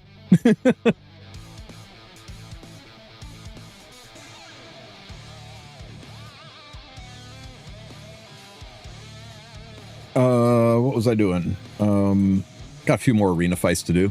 Let's push this win rate up, this streak up a little bit more. Ooh, if this is a fast lady. Nah, this is too much risk in this one.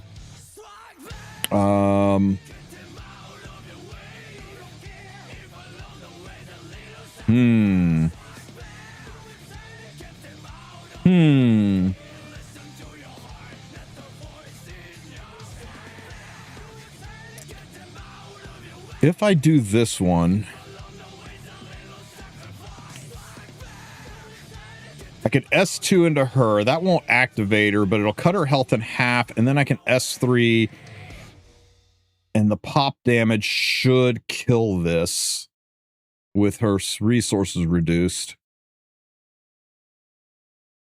Do I have a video for the best limited to get? No, but when they announced that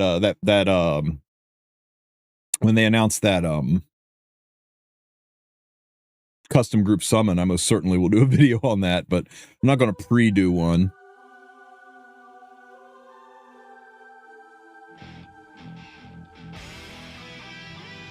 I think I can do this.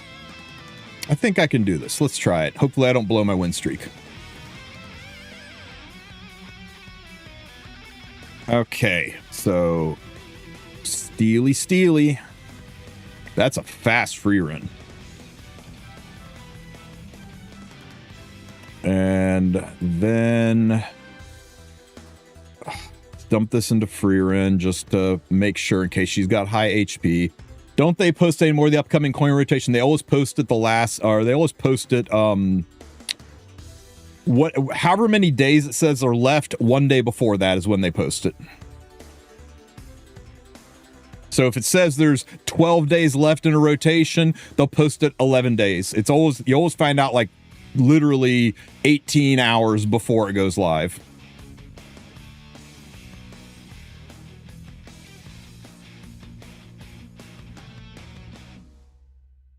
Yep. Cookie always says it's the last Wednesday of the month. He might be right on that. I think short months might mess with that, but because it's always a 45-day rotation, I think, but don't counter me. Be dead. Pop. Excellent.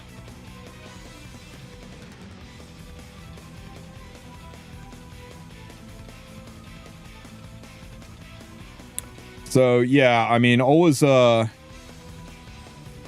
you ever want to plan it out, you can always go to the shop and look at the gear. All right? Or look at the units. So when this no longer says 3 days, when it says 22 hours or 18 hours, that's when the balance patch will come out. So you can look at the calendar and be like, okay, so 3 days from now. So I'll look at a calendar, and whatever Wednesday is that many days from now, that's going to be the patch announcement that will have the information. It's always in the Wednesday news drop. And I don't know why they give you more than actually, I do know why. The reason they don't give you more than 24 hours notice is they want you to summon on the current banners.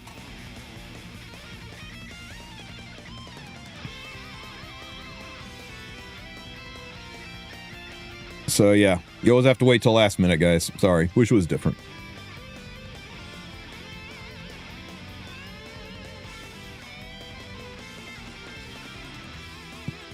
Thanks, Tristen Wulf. This really helps my pick. Right now, I've got Lua, Pera, and Sez headhunted, ready for me to pick. I'd rather go for Hua, but Arya or Pera is still a possibility. Yeah, remember, guys, I put this up in a little PSA video because I was surprised by how many people didn't realize this, but remember, just because somebody's in your lobby that you don't want doesn't mean you're married to them. Right? I don't have to pick these 4 units. I can only pick these 4 units, but I can always go in and re-headhunt it for somebody else. And if you don't want to do that, you can wait until 12,500 points are acquired. That's about another week and a half away for most of us. And when you do that, you can go into the unit and you can click this selective headhunt, and it'll pull up a list of all the heroes, and you can select it and put them on the stool for 1,200. And then you can spend your 1,800 to get the one that you selected. So a lot of people are literally waiting until this day. And when they get to this day, they'll go in, they'll click this, they'll select the hero they want, they'll click this, they'll get the hero, and all of the other currency that they got is just going into the Moonlight Exchange. And there's nothing wrong with that. You can totally do it that way. It doesn't matter. The re-headhunts don't give you dupes. Yeah, that's always been the way headhunt works. It doesn't give you dupes. Currency purposes, would it be better to wait? Yeah, yes, but no. What have we got here? That's the wrong button.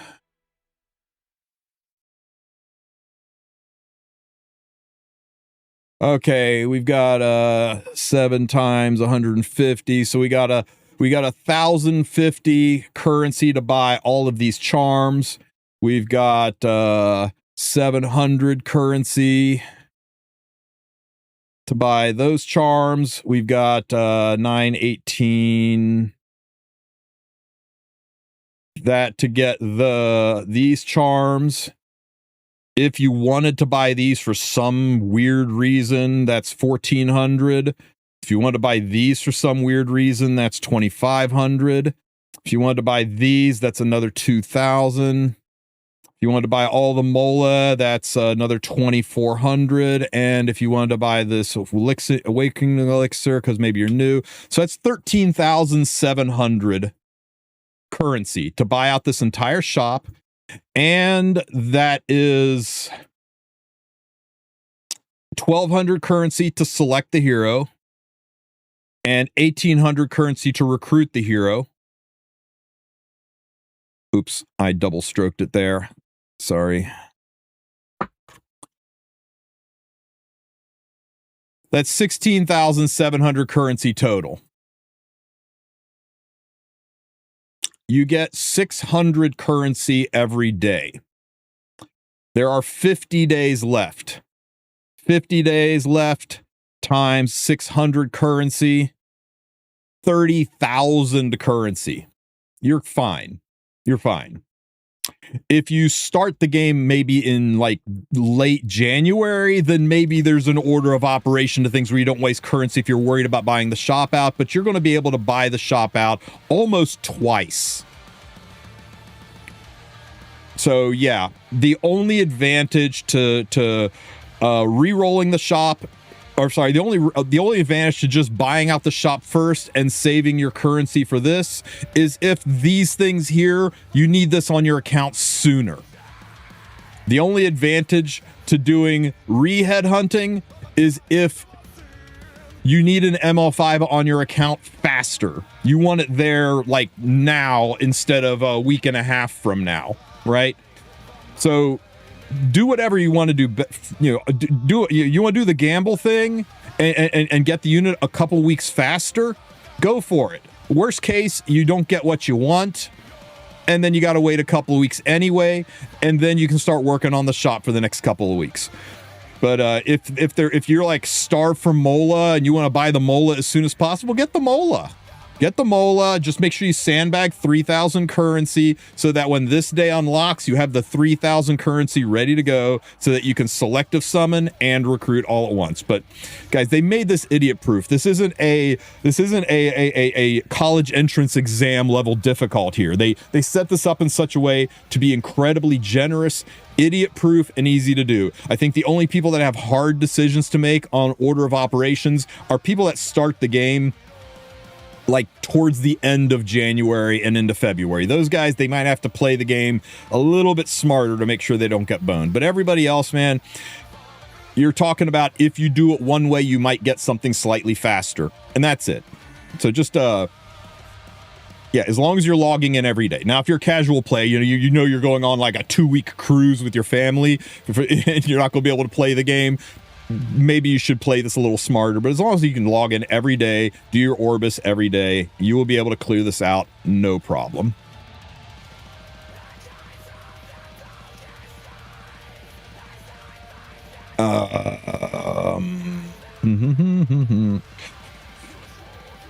This team's my boogeyman.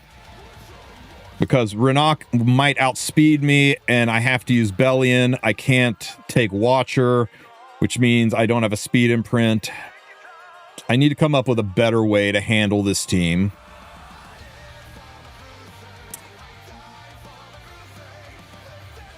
Oh, this is fun.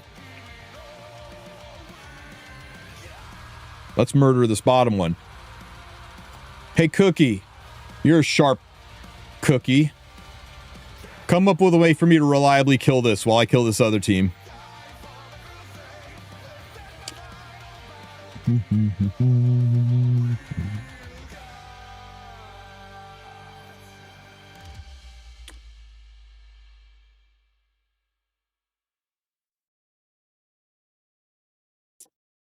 Oh my God. Why is she in the front? Not who I expected to be in the front. That's okay. We'll do... I think we'll still do this. I took gear off my ML Leica. Don't. Okay. I think we're boned on this, guys. His whole ass team was too fast. If I kill Renak here, we have a chance. Or, yeah, we're boned. We lose. We lose for fun. Damn it, there went my win streak. I was worried about this.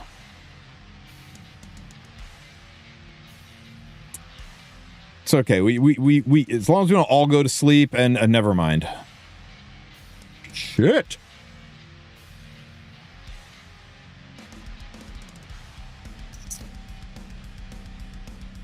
Ouch. Oh my God, what a freaking mess.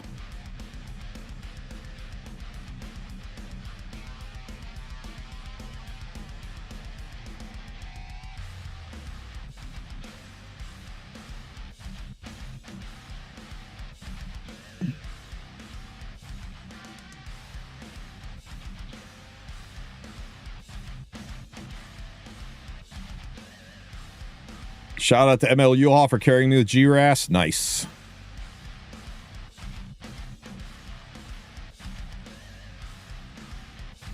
Ow. Ow. Don't fear me. Because fear has 100% proc rate when you're on the left side of the screen. You guys realize that?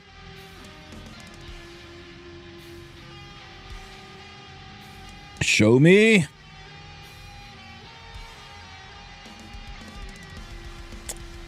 Man, this 10A cycling giga fast, guys.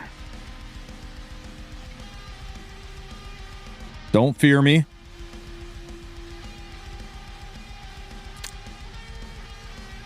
Ah, shit.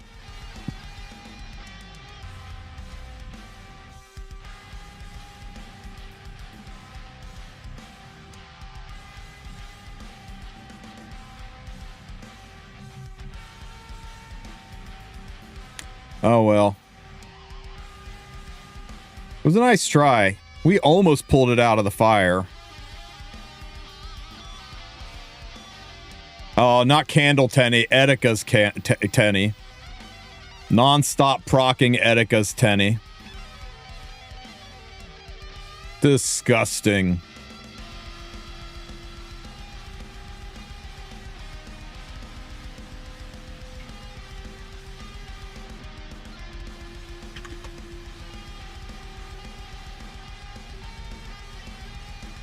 It's a sexy Nurse Yulha.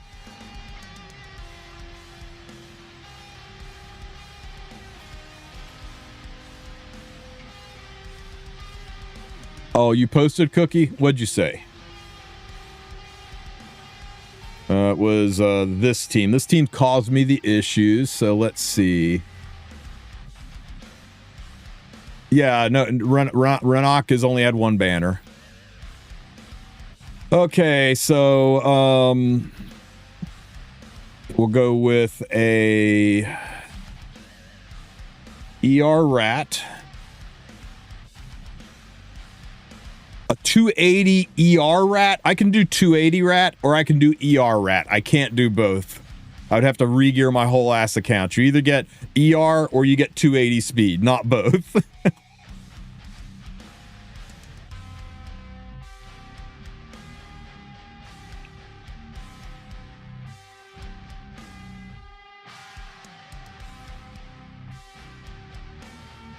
$260 min. I'll have to re-gear around it.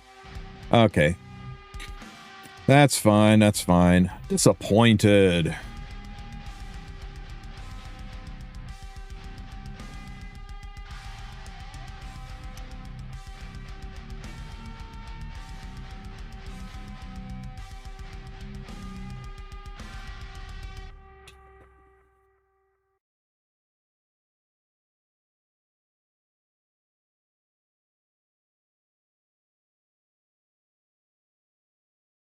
It's fine. We got presets now. Jeez. I couldn't be happy that Renak is getting punched off the meta. I don't know if she'll ever be punched off the meta, but it's nice to see her usefulness go downhill a little bit. Let's kill this team.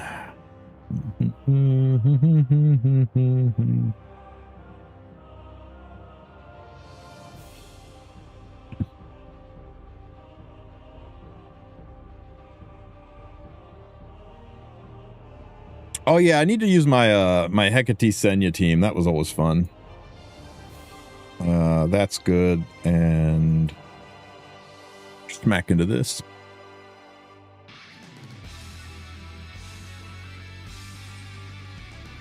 Ow. Pop. So satisfying.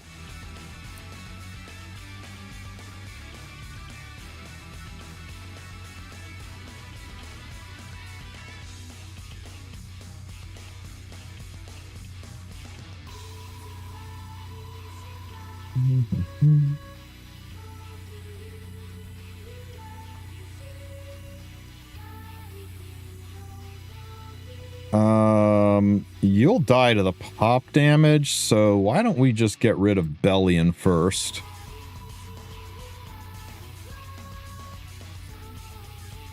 And hit this, chomp, chomp, and then the pop damage should kill her. Renak rerun can't come fast enough. Oh shit, she survived. Well, that's awkward. Smack.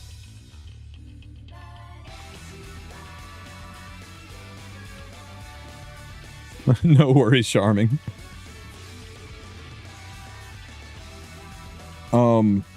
Let's take a look, guys. Let's take a look.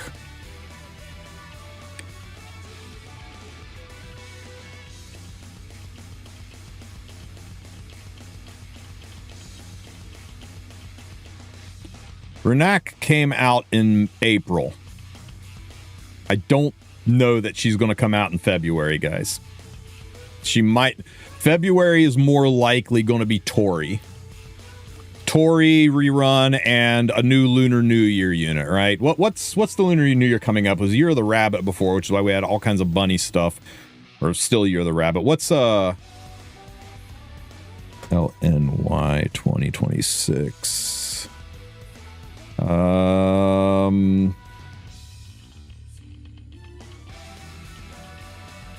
Year of the Horse. Year of the Horse.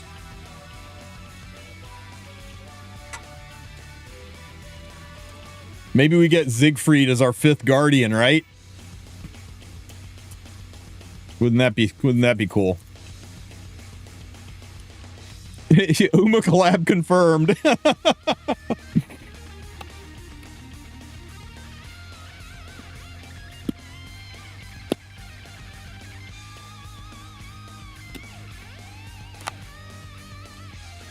God, if I miss the, I want to cleave it, but if I miss it, it'll be so bad if I miss. We're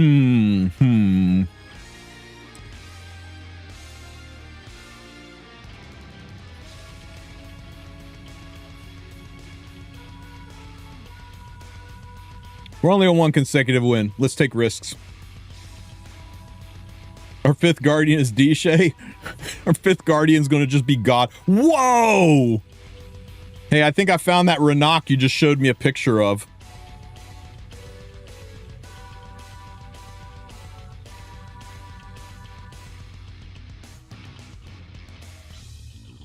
That had to just be speed RNG, right, guys? Right?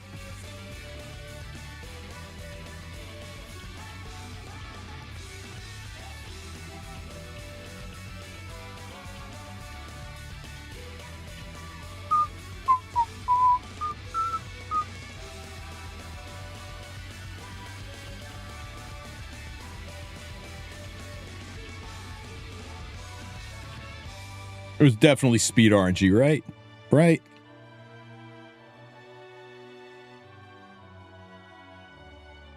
The fuck is wrong with people? It's not okay, guys. I still might not cut. It's going to be really close. And here I expected her to be on Secret Art Storm Sword on top of it. Can you imagine if you put Secret Art Storm Sword on this unit? Yikes. Okay, don't be unlucky.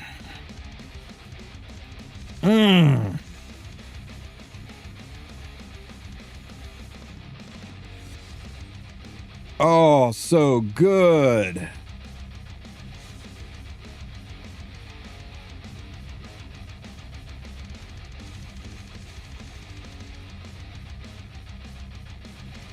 Best anti-Setsuka unit in the game. Symbol of unity. Don't try that at home, kids. That could have gone very, very badly.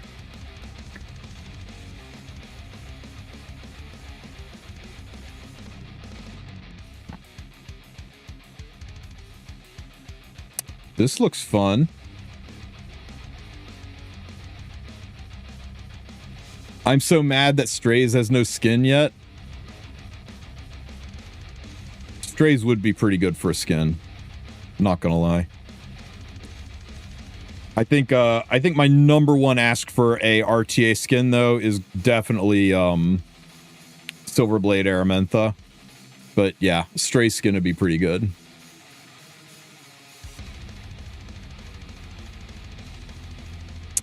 Yeah, she's just counterattacking all over the place, isn't she?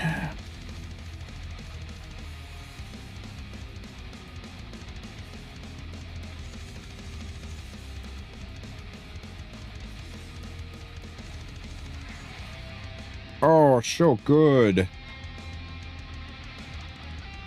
What you gonna do? Nothing.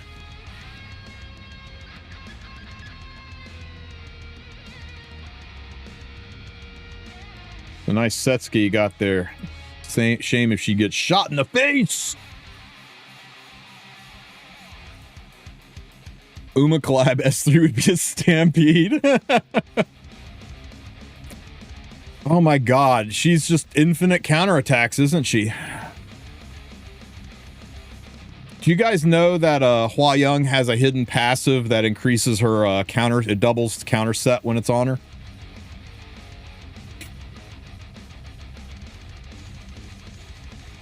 Stray skin based on Magnar would be sick.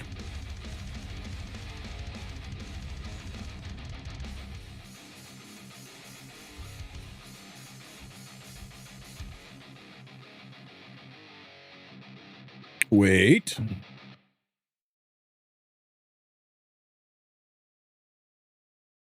Nah, let's just do this one.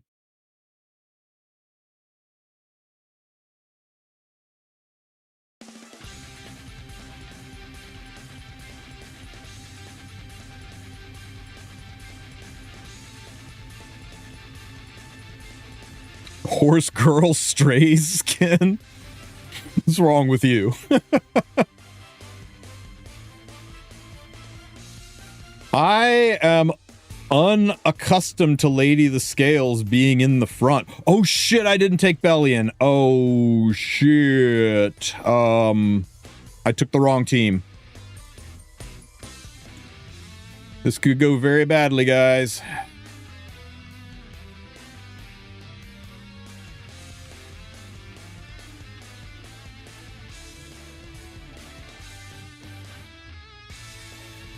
Stop it.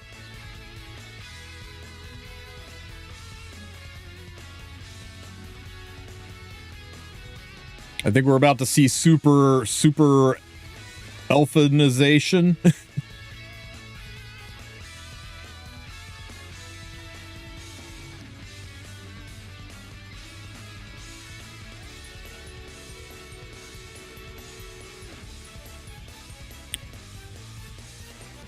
Sasha's won't let her cut, so I gotta shoot Yule Ha, or we're gonna have a superhuman elf on our hands.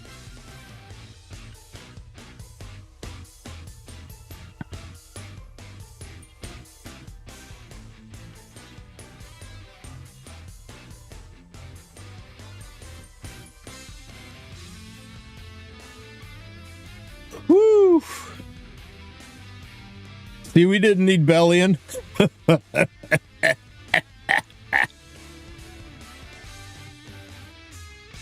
Oh, frickin' Lethal Whispers. That artifact is unethical. You ever seen a... It would be funny if, like, instead of swinging a sword, he turns around and kicks. God damn it! Stupid Bellion. Stupid Bellion, stupid Lethal Whispers. Stupid Tristen taking the wrong team.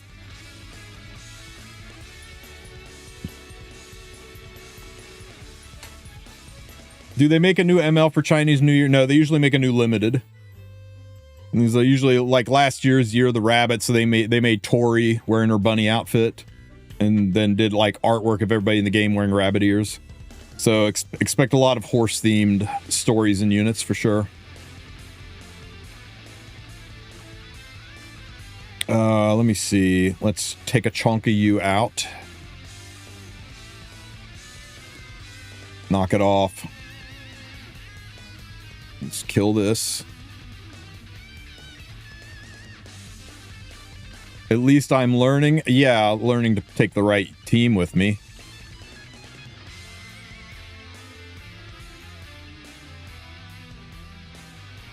Just Renok's really good at pushing Saria up, and she gives you the option to weaken or take somebody out. And also she's different. Somebody different to play. Lock this down.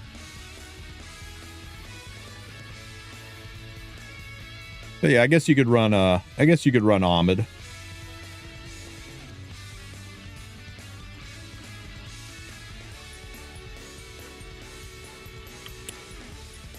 Let's see.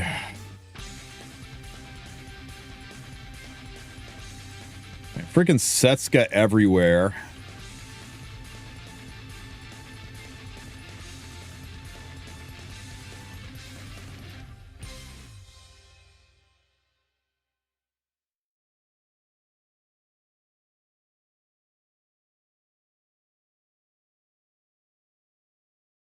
know it's got to be boring watching me use the same team over and over again, but it's working, so. Ruel might have enough ass to survive the pop damage, so let's S2 her. Pilfer some of that away. We'll pump some of this into Setsuka, just to get a little chip damage there. Ow. Fucking lethal whispers.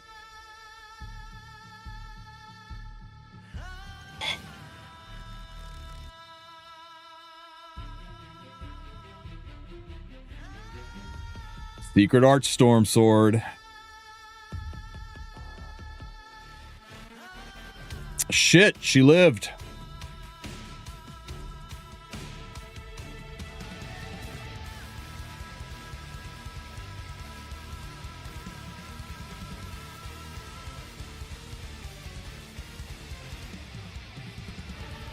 There's no way we kill that APOC. And that Ruel. Okay, hear me out. We don't kill the APOC, but my Hecate does. And I think if I hurt APOC enough, that maybe we can take her out too. Right? Let's try it. Proof of Valor APOC. What a waste of a hit.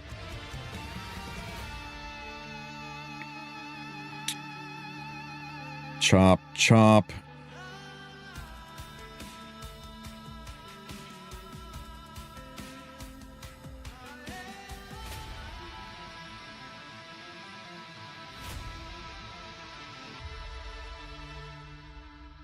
Bye, Saria.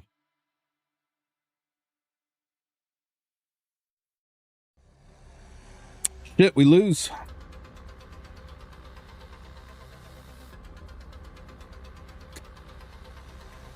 Robbie has a... Oh, that's right. They buffed her for anti-pen.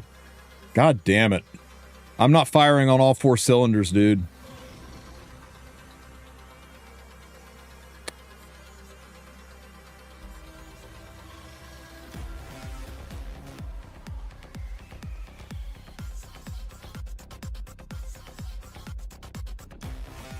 New sets ASAP.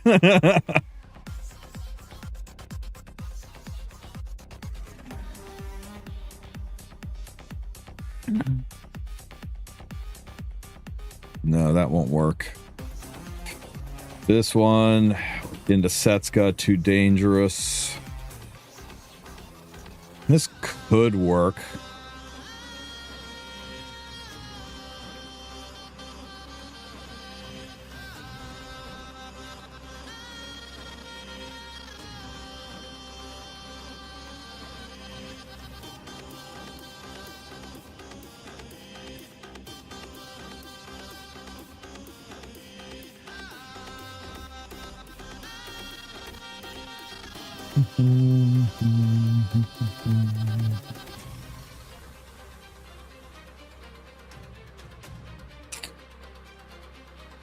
I'm trying to remember how fast that Yulha was.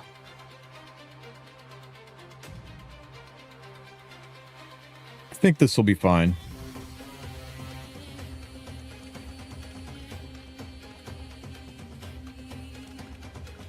It was a fast Yulha. On Secret Arch Storm Sword, nonetheless.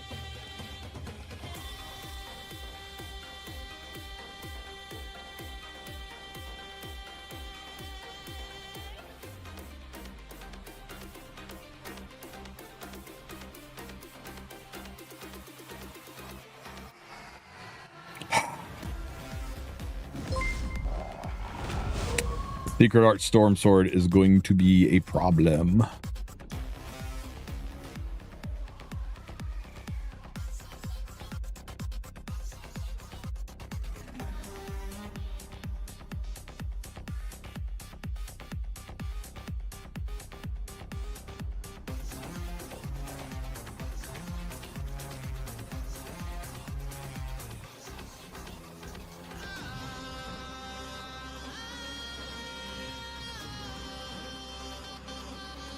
This is a nasty little defense. I kind of like it.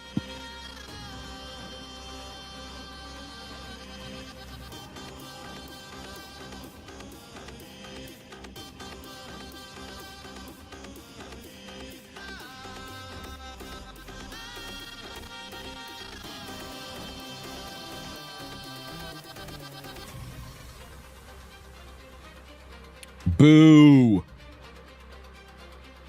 God damn it.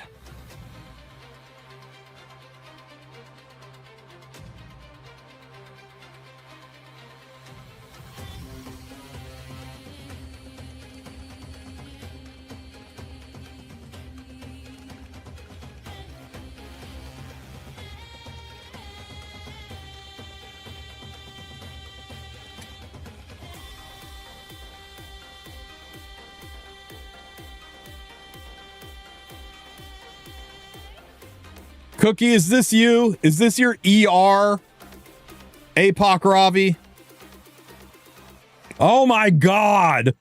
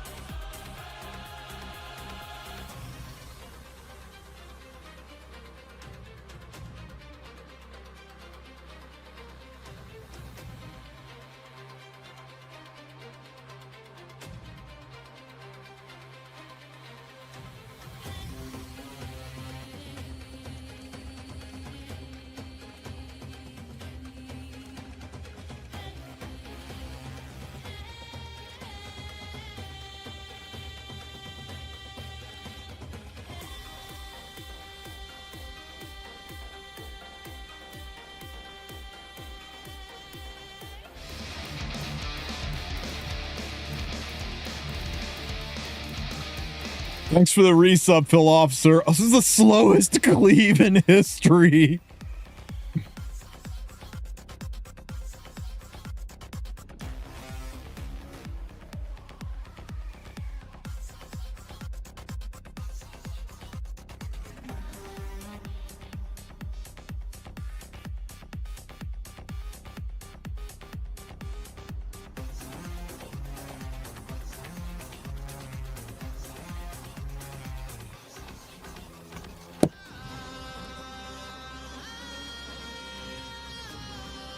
I earned those 9 points.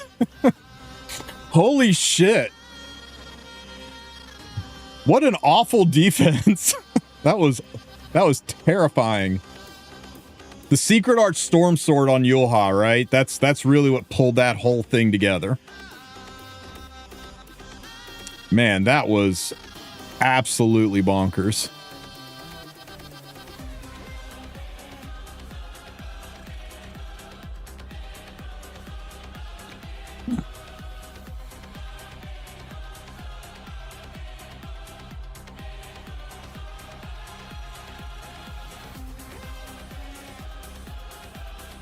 That's definitely Cookie's diabolical defense. It's kind of like right up there with the kind of things he would come up with. Especially the resistance on the APOC. That was the hard part to deal with. Oop.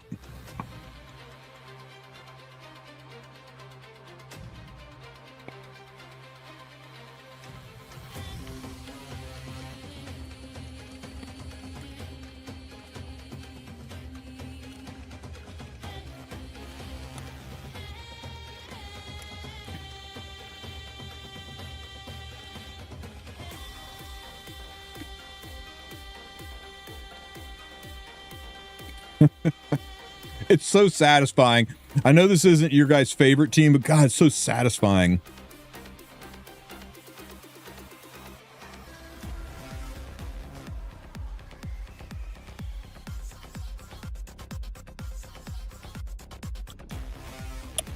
Hecate on fire. Poof. Is your current team Gigafast Nuke Bry? Or are you running her slower nuke and relying on a lady to get you a shot off?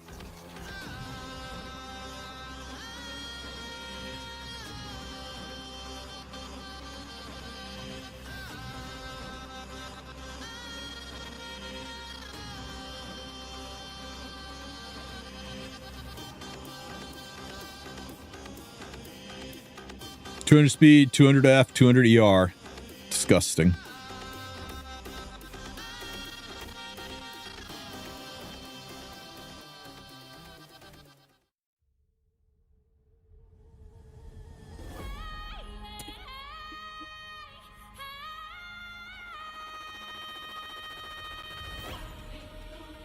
I think I'm okay. I don't think she'll cut me. I think we're okay. Maybe should have looked at the actual CR bar.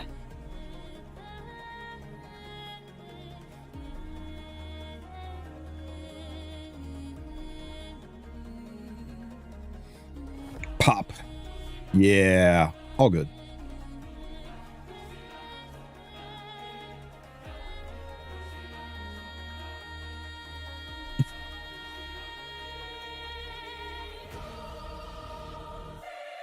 How does one access this hidden arena? What do you mean hidden arena? Oh, once you get on Sunday. Whoa, whoa, whoa, whoa, whoa, whoa. Did I give her permission to take a turn? I don't think I gave her permission to take a turn. Rude.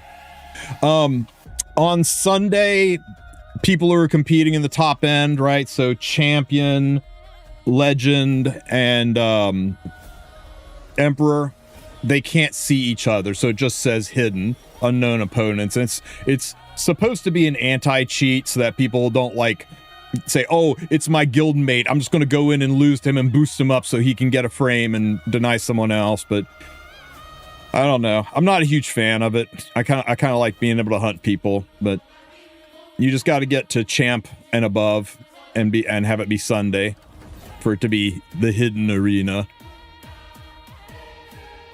And all it is just say you can't go hunting people or avoiding hitting teammates. Yeah, they still show the point. So, well, the people who want to cheat, they sit in Discord rooms and they're like, okay, here are my defenses. If you see this defense, ask before hitting it. Or look for this defense and go and lose into it to help boost me up. I mean, cheater's going to cheat. There's not a lot you can do to stop it, unfortunately. Yeah, and you can also look at the top ranking, right? And go, okay, if I come across somebody with a legend frame who's got 5682 points, then I know it's Lucira, even though I can't see his defense because it's hidden. Surely it's somebody else who is got exactly 5682 points.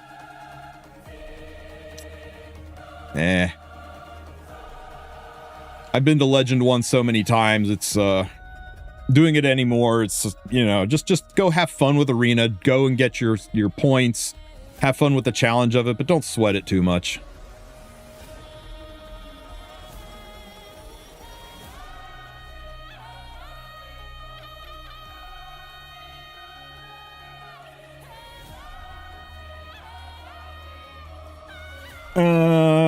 That is a really, really fast Lady of the Scales, so we better take out the Renok, unfortunately.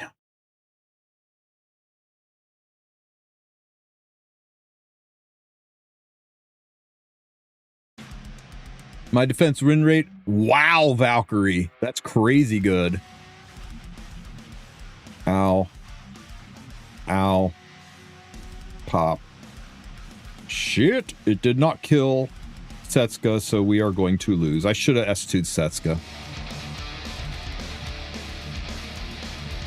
Selena, thank you for the 5 gifted. Wow, very generous. Thank you so much. Happy New Year to you.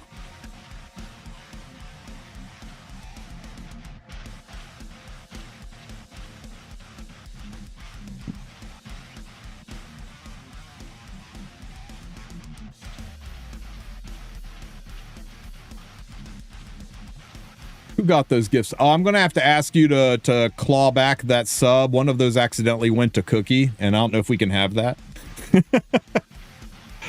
Okay, goodbye, Bellion. Thank you for playing.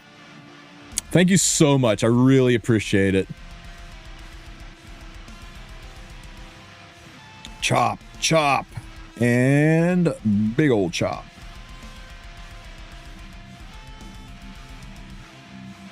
Boop.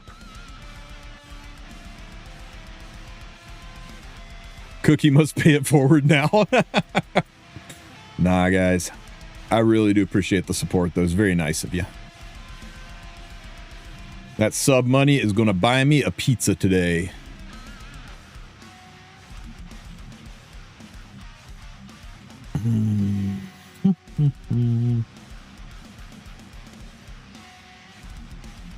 Post-Christmas pizza. Hells yeah.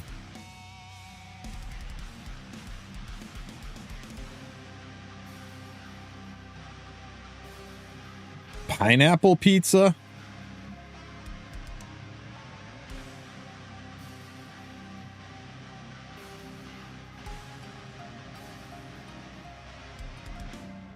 Just to keep us...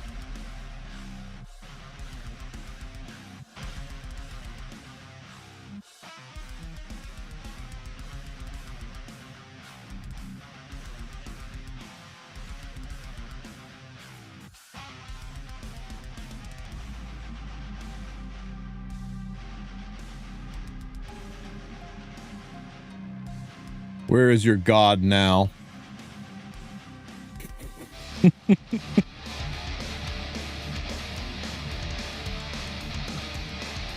Arcanist, thank you for the sub. You guys are awesome. Thank you so much. I think I just injured Cookie.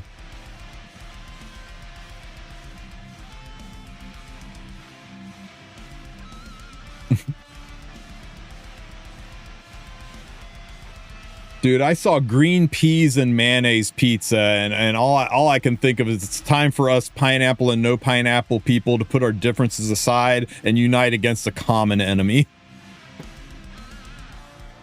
Oh, no.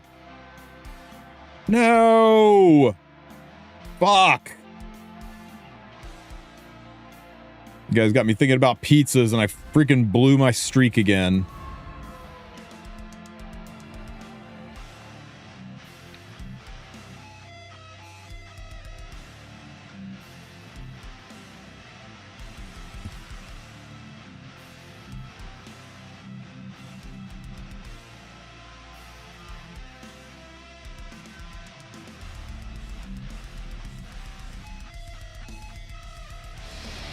Happy birthday. Hey, Don Kikwi. Thank you so much, man. Happy holidays to you, too. Wow, the fast free run is fucking me up, guys.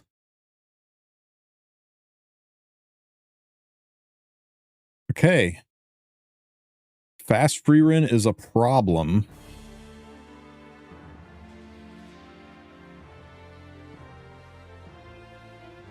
No, I'm still, like, adapting, right? Freaking Setsuka.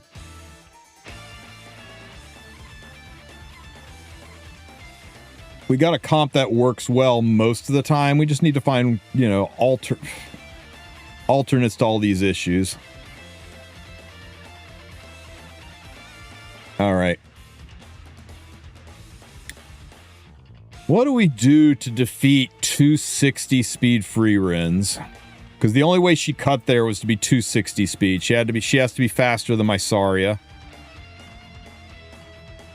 So that's a giga fast free run. I haven't logged in a minute. Just not enough time. I'm hoping January is a little more gentle to me and I'll be able to play it some more.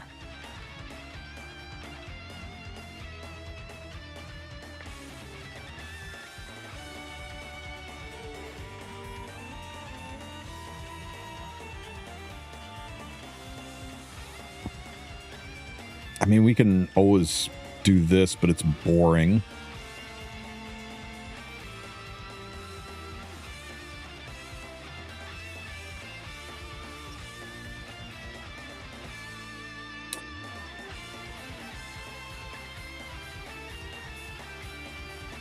Can we Zeo this? My Zeo team. Don't I have a Zeo team built?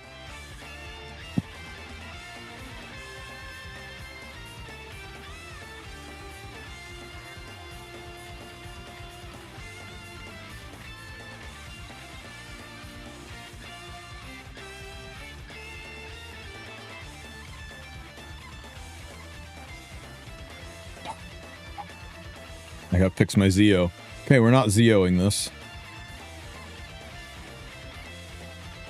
My Leica's no longer on gear because Leica's not a real unit.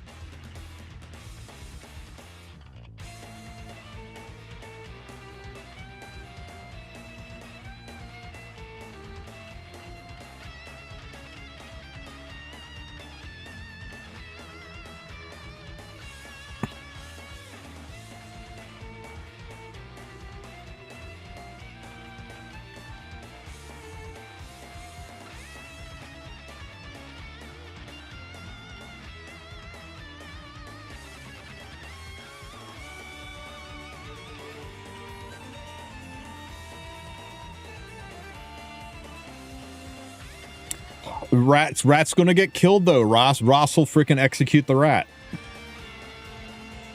I mean, I can try my my slower ER rat. I guess that would work. It's the slow resist rat, and we'll take Elvira.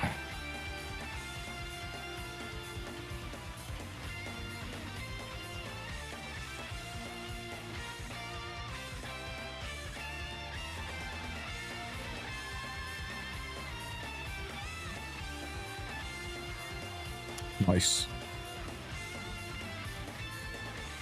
The Bite Me free run team is really good in the free run. The problem was that was a 260 speed, faster than 260.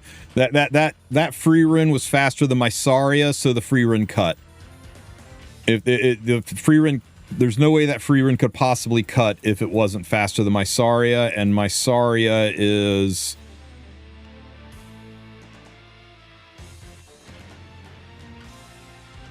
263 speed. So it was a reliably faster than 263 speed because she cut me twice.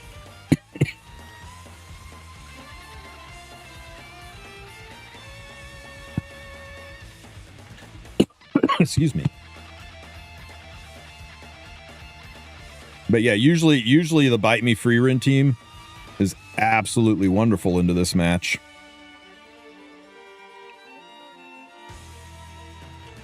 Oh shit. It works better if you don't forget you left it on quick battle. So that's fun.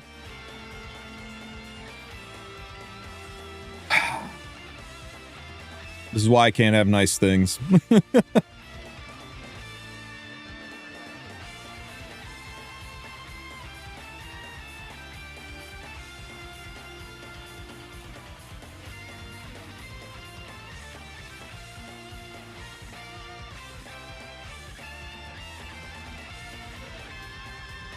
You guys look at this bullshit. That's a 263 speed Saria. Where are all of these turbo cracked free runs coming from? This is something new, right?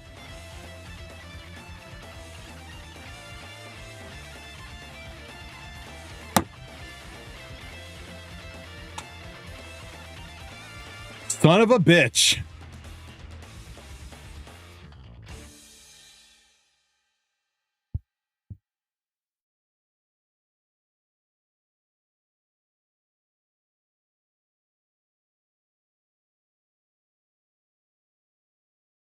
Well, no, you see, it doesn't work for him because even though it was only 1%, my Saria is faster. That means my Saria can get her cleave off, get her gold shields up, and free run doesn't do anything to me. It's only when that free run's faster than my Saria that is really an actual frickin' problem.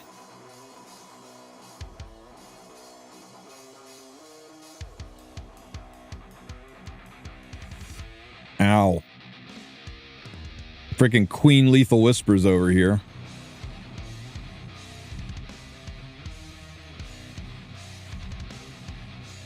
I wonder if Lethal Whispers will proc. I am legitimately surprised it didn't proc.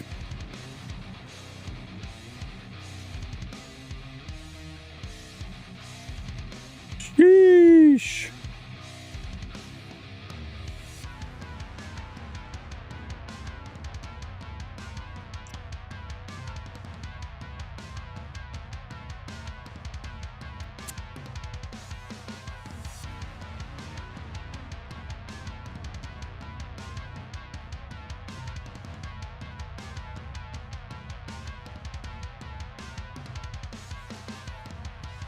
We'll have to come up with something a little more stable for this.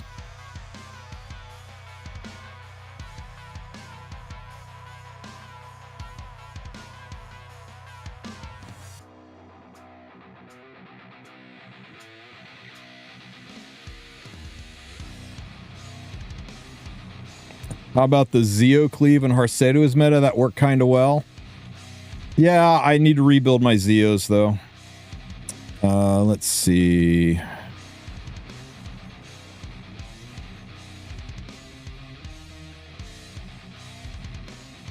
This we just cleave.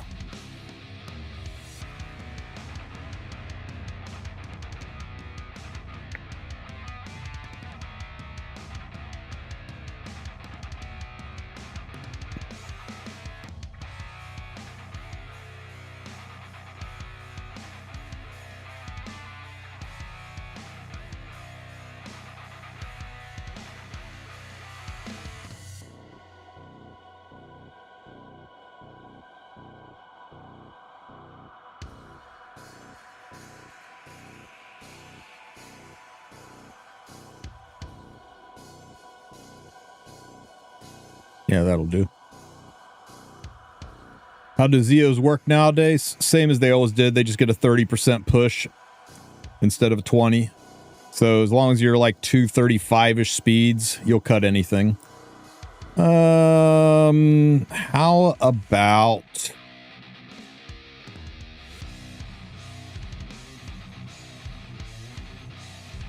How about you go to the back? Oh, wrong button. I don't know why I thought I looked over and saw Wanderer Silk, thought I was still on Silk's turn, or I was on Silk's turn. Alrighty. They dead now. Damage Zeo viable, damage Zeo only, effect him to Zeo's kind of dead.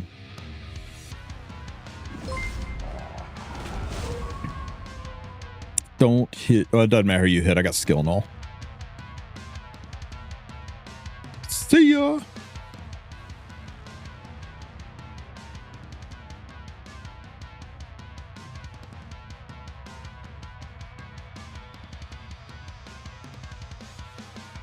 What is this? Guys, what? What's going on here?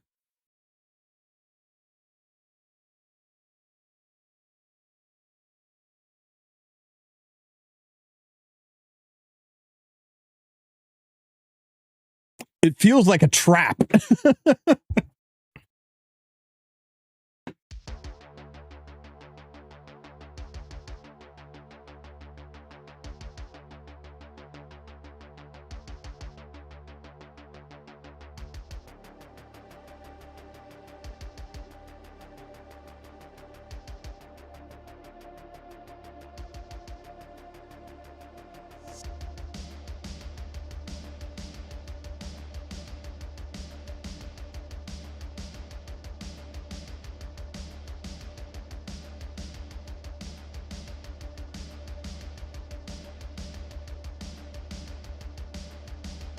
Woo!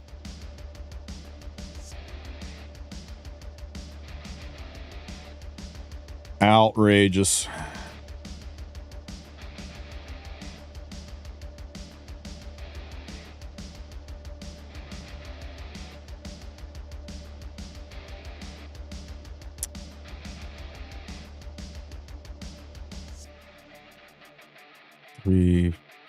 It's a 322 speed Omid. I know it's not the most giga fast Omid out there, but surely that was just speed RNG. Yeah, that was just speed RNG, guys. Look, I'm 4% ahead of her now. Speed RNG in the 300s is crazy.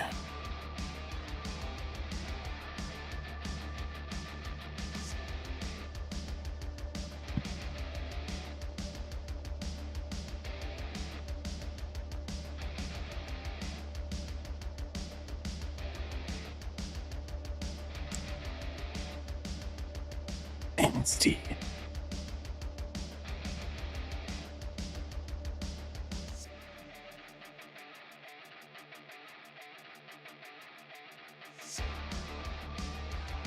Ew, hiding behind this.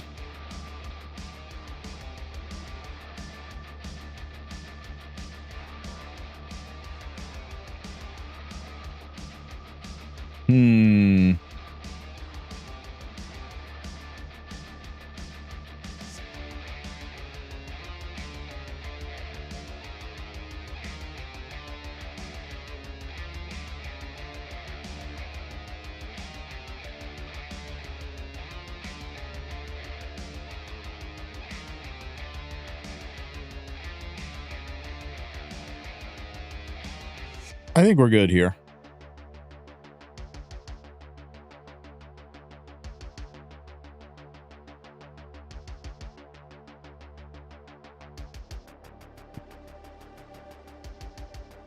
Doosh. Proof of valor. Proof of valor.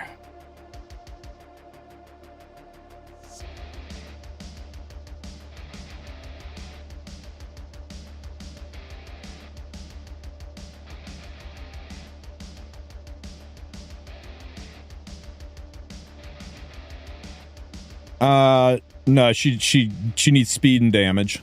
Speed and damage.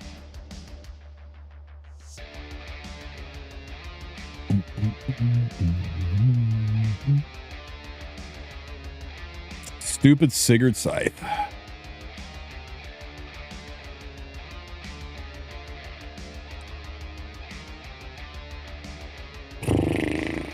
Can I? This should be fine.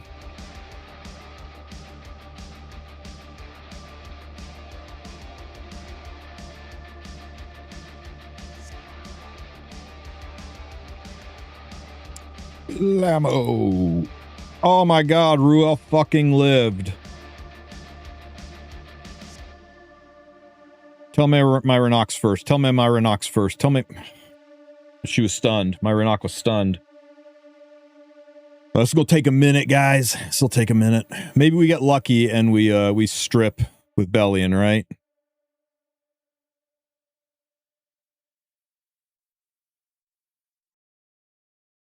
Oops, wrong button. God damn it.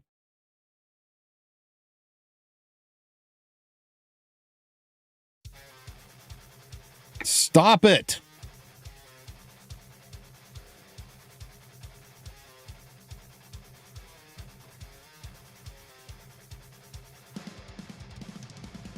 Don't counter me.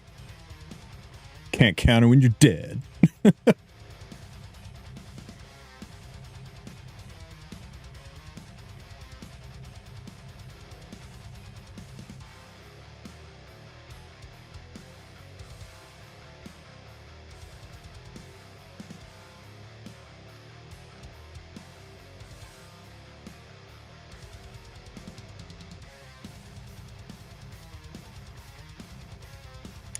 Bye, Ruel. Thanks for playing.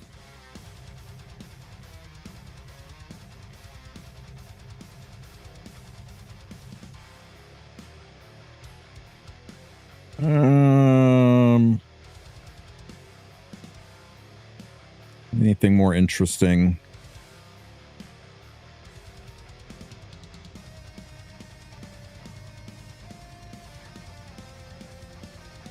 Not really.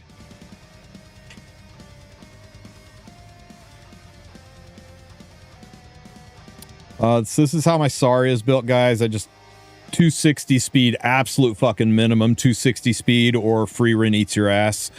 Everything else into damage. And my Hecate is built the only way that she can be built, just full nuclear triple torrent. No other build really works on her. People are coping that like you can use speed set and things like that on her for RTA, but until her new sets come out, I just don't think she has RTA usability. I think the people that are having any kind of success with her in RTA are just doing it out of a labor of love, and they'll probably abandon her for actually more useful meta units when the time comes around.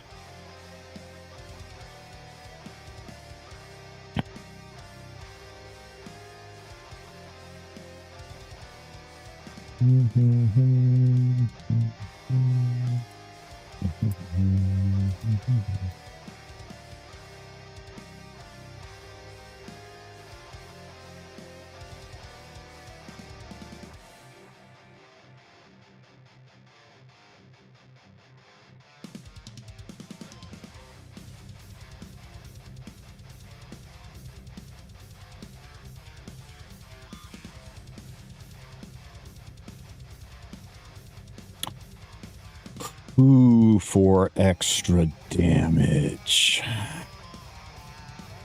Why not HP? Because she doesn't need it. She needs to kill things. I'm cleaving with her. You don't care about survivability for cleaving. What would be good here for some additional survivability?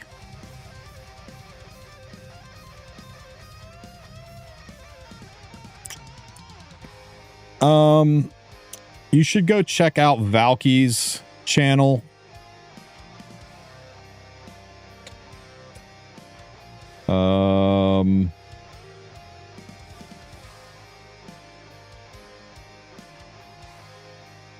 Oh boy, what's up, boy? So this is a month ago, and it's all about like learning to play RTA. He's got his entire channel is dedicated to understanding how RTA works. If you get to the E7 side, not the CZN side. So I would check his channel out. So it's probably one of the better resources for learning RTA in general.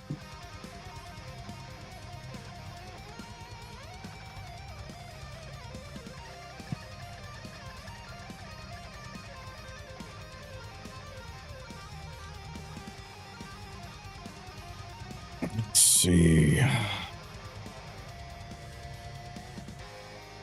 This activates, push us up.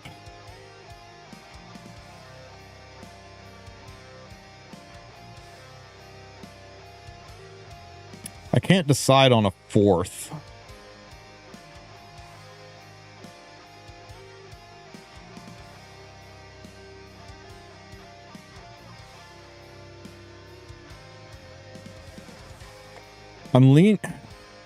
I'm leaning towards closer, but Aram is interesting.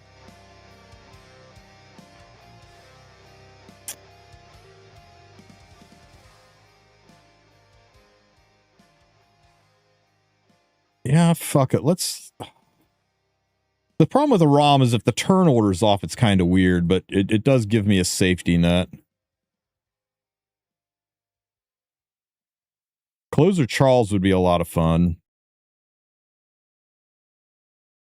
More, don't think I need it. Not with Spez or Says. Yeah, let's try Blue Hua, guys. It's been a minute since we've let her out of the cage.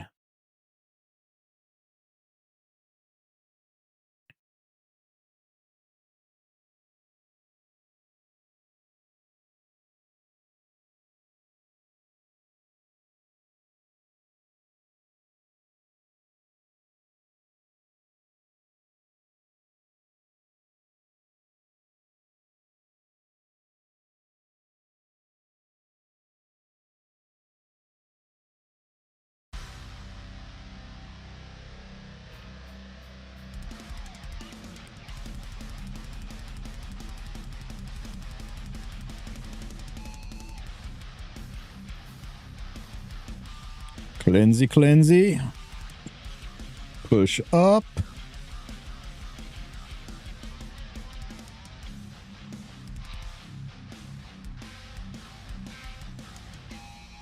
Kick, kick, kick, kick, kick. Totally missed. That was adorable.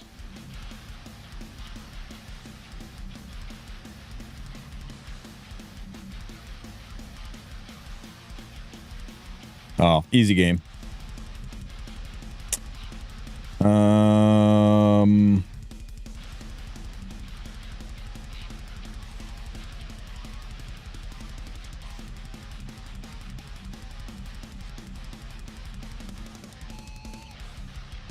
Yeah, Moon Bunny definitely counters Renok. Slap, slap, slap. Get him, Magic Hand Boy. Oh, this is going to be so good. This is cathartic for so many of you guys, right? Pow!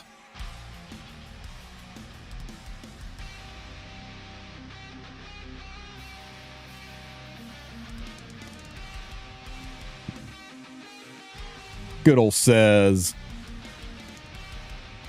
Hua was a nice choice. I think a Ram would have worked too, but Hua was a good choice.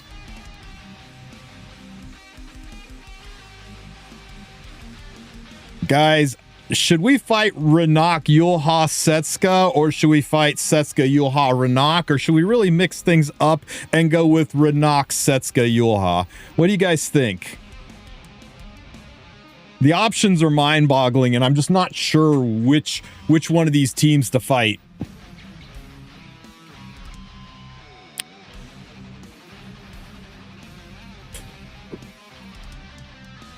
Go for the highest point one, I guess.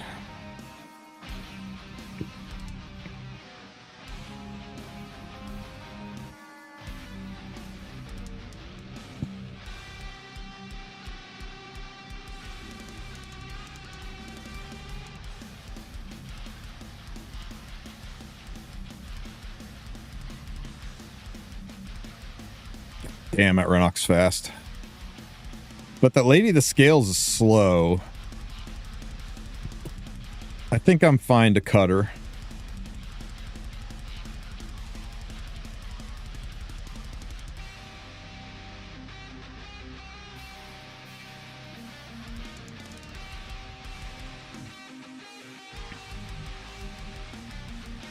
Blammo! Stop it. Shit.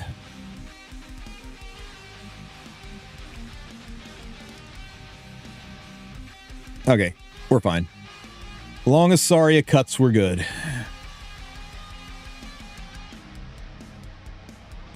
Why don't they show champions and... Oh, because it's the last day, and on last day for champs and above, they hide the arena stuff for people who play competitively and are pushing because they want to get things done.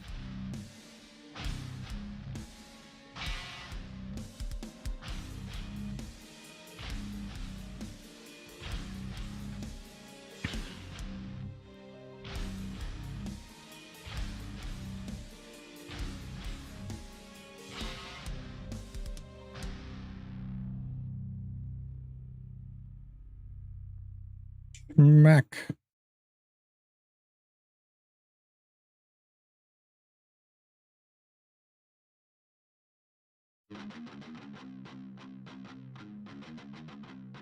Yeah, Bellion is really good into free run. If you don't have Bellion, you're kind of going to have to use Seal to slow her down. And even that's not the easiest thing in the world. You know, Luna. Yeah, not having Bellion in a world of free runs is rough. But they are aware of it, and it looks like they are releasing more and more answers.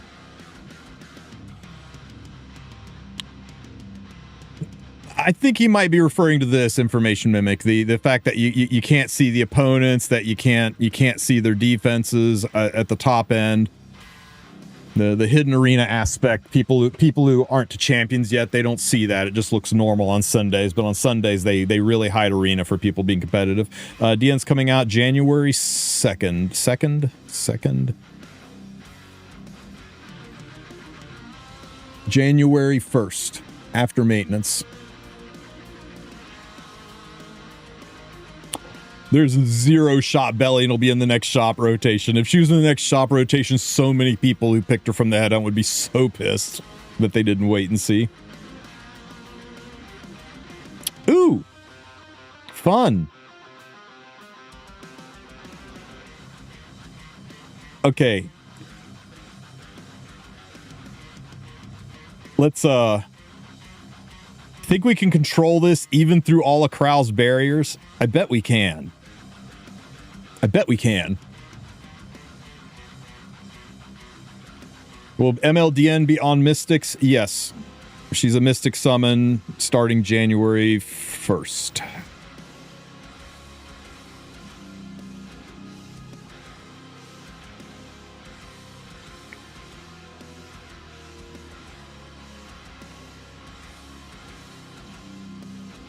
Everybody go to sleep. Take him to the graveyard, Ray. Well, remember, her banner's up for 3 weeks, right? So you've got, I mean, although she goes live January 1st, her banner doesn't go away until January 21st. So you've got between now and the 21st to make it happen. Either through Lux, refreshing the secret shop, or doing Smilegate's favorite side story for getting every unit in the game, right? The best side story in the game, El Swipo. Spend responsibly. I forgot how it works. If you have regular ML summons, is the new... Yes, the limiteds and ML units do not appear in the group pool until after the banner's gone. So you'll be able to... No, fuck. I'm sorry. I'm totally wrong. Yes, the day that DN goes live, you can summon her randomly from Covenants and from Galaxy summons. Sorry, I got twisted there. It's Covenants that wait until their banners are gone, but MLs, they're there the instant they banner goes live. So the smart move, the power play, is always to burn through all of your Galaxy summons first, just in case you luck sack. It's like a 0.1% of a chance, but it's still a chance. And there's always that one guy who's like, I one-tapped her from Galaxies and saved all my Mystics, right?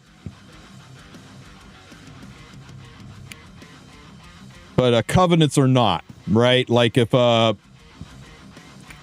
if a brand new unit came out right now, wasn't even limited, just a brand new green unit came out right now, they would not be available from the elemental summons, from the Covenant summons, none of that stuff. And once their banner is gone, then they drop to the pool. But ML units, they're instantly available from with every single possible acquisition way possible as soon as their banners go live. I've seen it happen. It's how I got my Ruel. I one-tapped her ass, and it allowed me to get a lot of units after that. Let me see. Who is going to cause me problems? Lady of the Scales is going to cause me... Luna's going to burn to death, so let's stun Lady of the Scales. Keeping her controlled is important since she can cleanse. And... Renak, I think, is just going to be dead to the burns. Let's get rid of this girl, because, again, I don't want to be cleansing.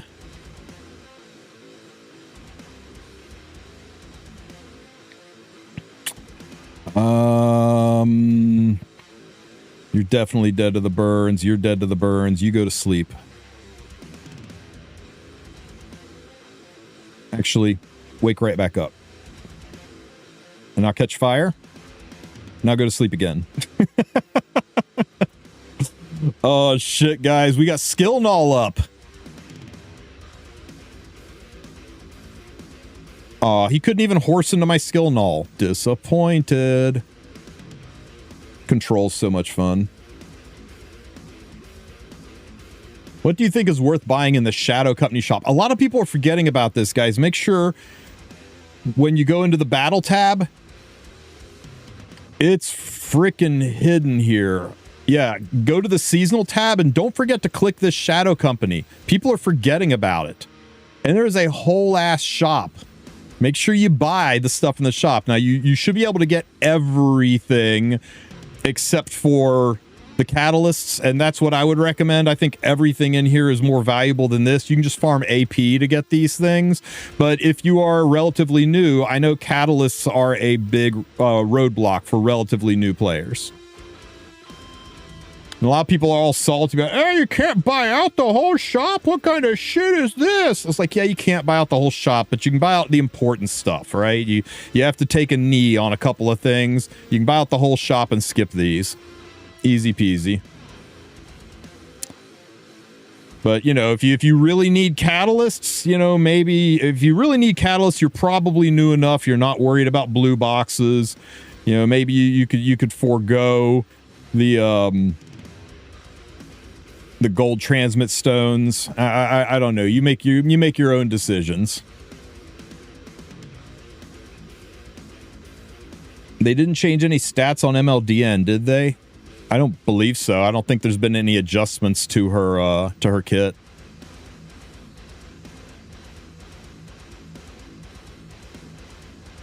Note, limiteds do not work like that.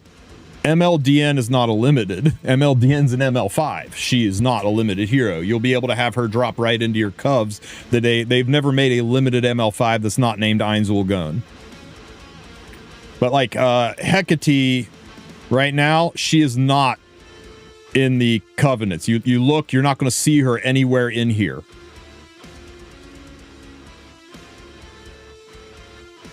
Now, if Hecate was not limited, then the moment her banner goes away, then she would show up down here.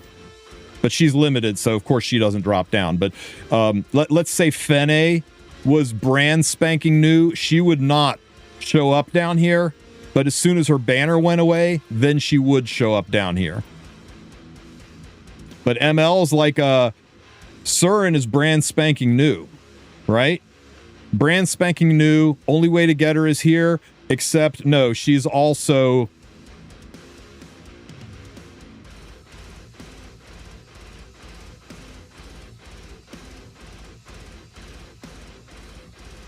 Where is she? What's it? Sealed-eyed Surin? Is that her name? Yeah, right here. Even though she's on Mystics, as soon as she hit Mystics, she went down here. And DN will be the same way. As soon as DM hits Mystics, she'll be down here. It is a 0.02% chance, but there is a chance. We've seen it happen. It can happen. But it's also why, you know, you won't see Hecate down here. And that's the main reason they don't let RGBs drop to the main pools. They don't want people using these to cheese them. 229 wants you to, because, as I was saying,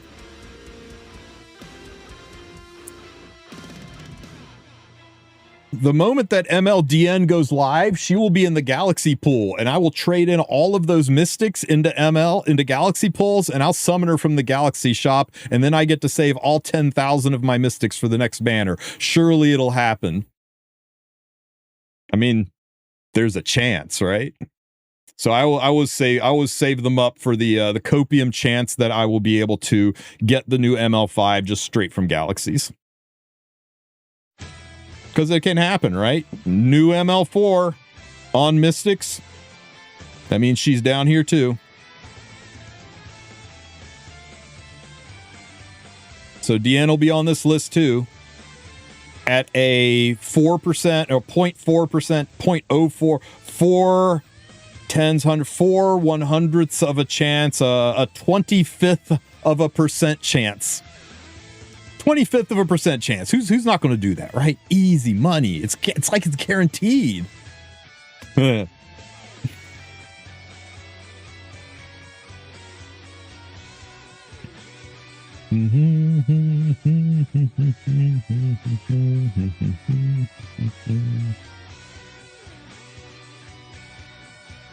Easy. Why do people still have BBK on their defenses, guys? I don't understand it.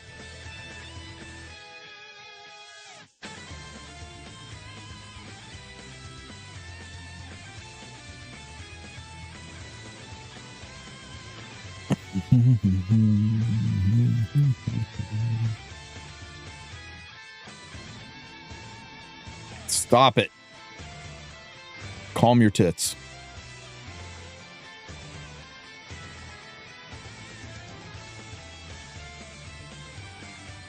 They quit the game.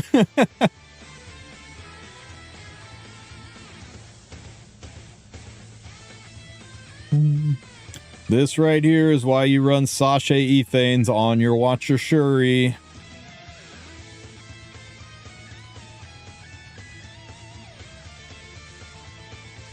CR pushed up. Hopefully it's enough to get ahead of that Renok. That doesn't matter. We got gold shields. Do you think it's worth it to keep farming Advent for greater mod gems? I was back and forth on that. I think you just get better return on investment out of your stamina in other places in the game. There's just too much RNG.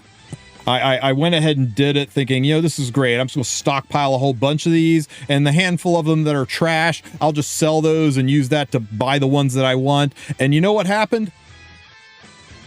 The majority of them were trash. So yeah, it was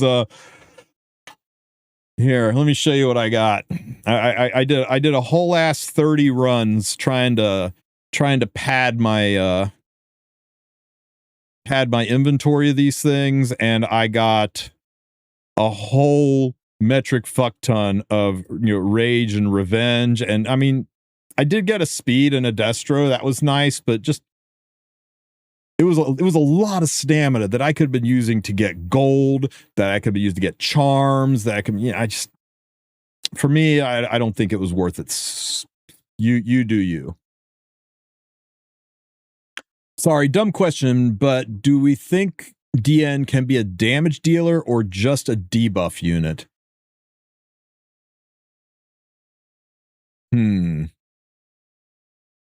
She really feels like a bridge for damage. I think you might be trying to make her do too many things, but we'll see. Oh, you're right. These are the boxes. Where are the damn gems?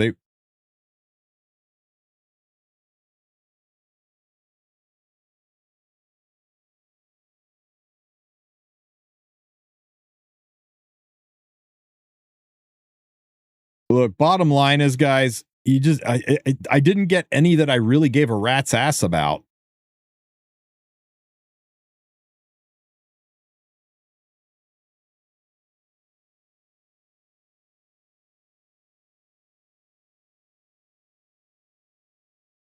It just felt like it wasn't worth it to me. But you guys do you. I almost feel like doing expeditions would be better, because you spend about the same amount of stamina, you get the stuff, and then you can also get Reforge mats.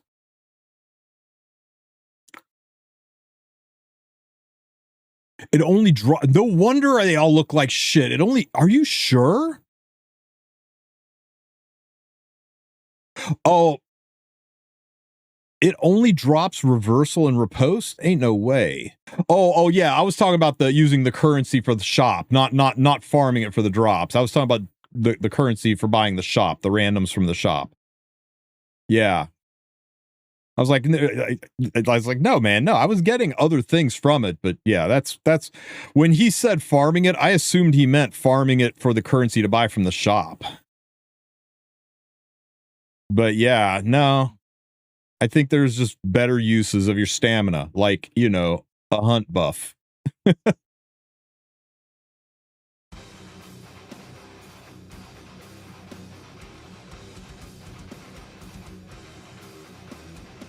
Boop.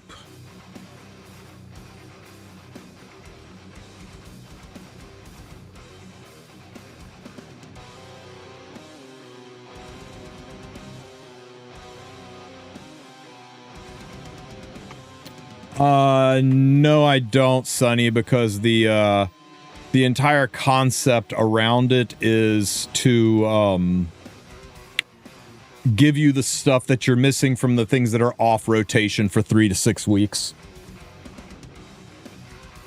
So I think it has to be 3 weeks to coincide with the three-week rotation. If a 21 speeder doesn't change your account, then it's bricked. If a 21 speeder doesn't change your account, then, you know, you're probably somebody who's playing in the World Cup. Or it's a stupid 21 speeder, right? Like it's a 21 speed on boots.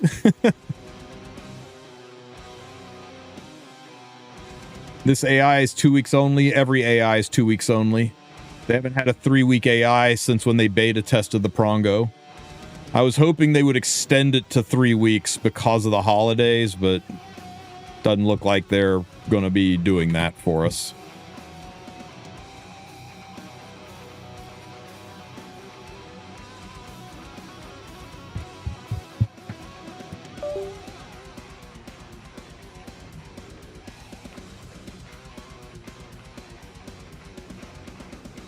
Did I buy the Rift currency? Oh, do I buy the Rift currency daily? Oh, you talking about this stuff here?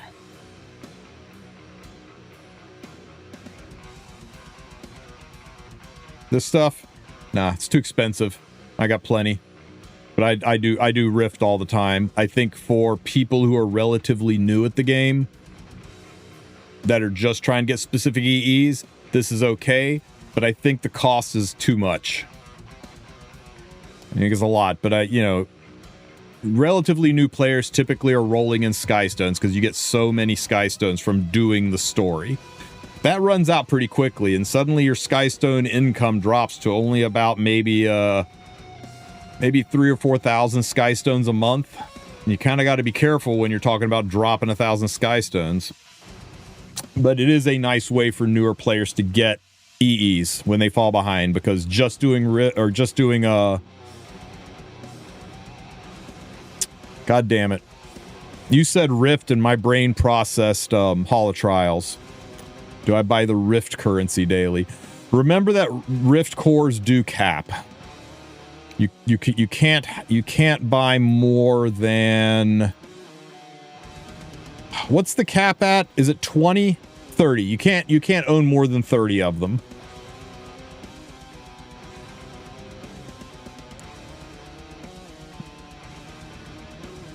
I usually don't buy them because, I mean, I buy them, but I use them.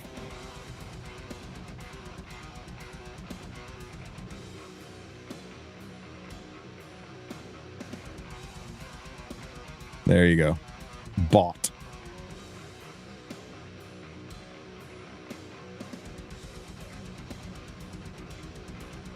Yeah. Yeah, I think you should, and you should definitely farm riposte because it's going away. I strongly suspect when they move this stuff to Rift, the new Rift is going to allow otherworldly drops, because it would be weird for them to permanently lock away otherworldly gear.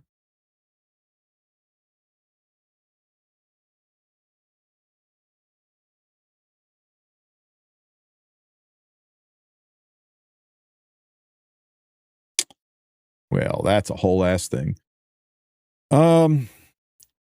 Guys, I think we have come to the end of our Epic 7 journey for 2025. I don't really have much else to do right now, so I think okay, we can recruit now. We can lock in and get her. You can have more than 30, you just can't buy it with stamina if you have 30 already. Oh, interesting. I did not know that, Richard. That's good to know. Then Rift becomes the best place to farm for gear. Here's the problem with Rift, guys. Unless they up the drop rates, the quality of the drops, Rift still has this one major problem. This is 30 runs for Rift. 30 runs. Look at the percentage of red to purple. What would you say that is? It's pretty fucking close to 20% of the drops are purple. I'm sorry, 20% of the drops are red. The rest are purple.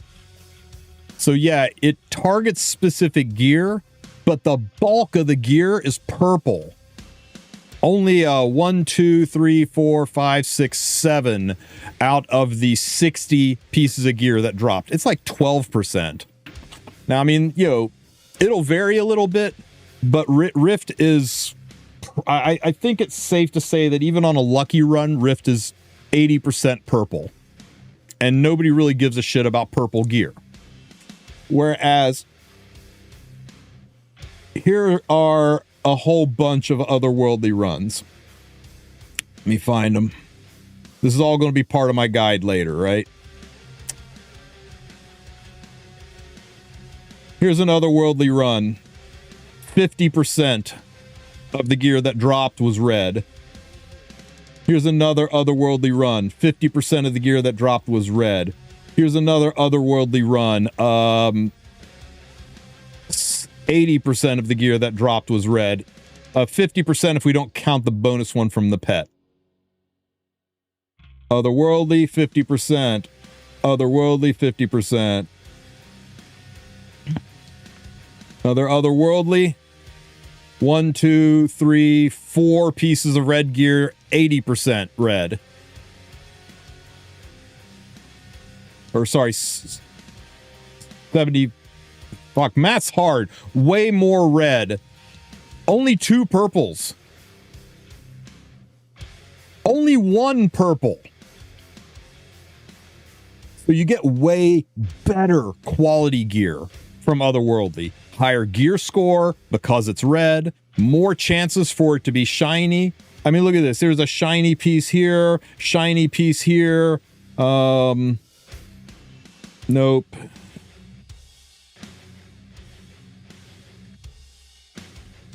I don't know, the shiny piece might be Dunning-Kruger effect. It always feels like you get more shinies out of Otherworldly, but that might be because you get more reds from Otherworldly, and purples have organically lower gear score, so there's way less chances to get a shiny out of Rift.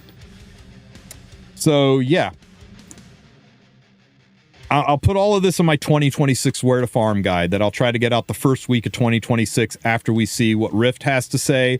But long story short, if you're early game, farm whatever you can farm. In fact, early game, you're probably mostly focusing on farming the story anyway to get the AP to level the 10,000 units, and the free gear you get, that's good enough to get shit done. Then you hit the mid game, and that's where Rift is good.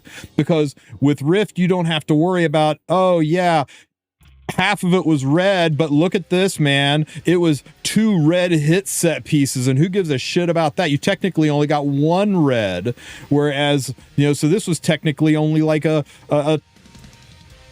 15% red gear, because the rest is just trash that you're going to sell. But look at my Rift, man. All the red were sets that I wanted, good usable sets. That's where Rift is better for you. If you are just trying to get gear onto your account, you're like, okay, I need Destro to build Hua Young, and I need Counter to build Landy, and I need Speed to build Renox. Like, well, you can just hyper focus those pieces, and yeah, the bulk of them are going to be purple, but that doesn't matter. What matters is getting a baseline of gear on your units so that you can play the units, so you can make them playable. Are they going to be super top end? Are you going to the World Cup with those units? Well, not today, but you need to start somewhere, and this starts you down a path of being very efficient with the gear that you get, the gear that you need. Purple means more gold? I don't know about that. Selling.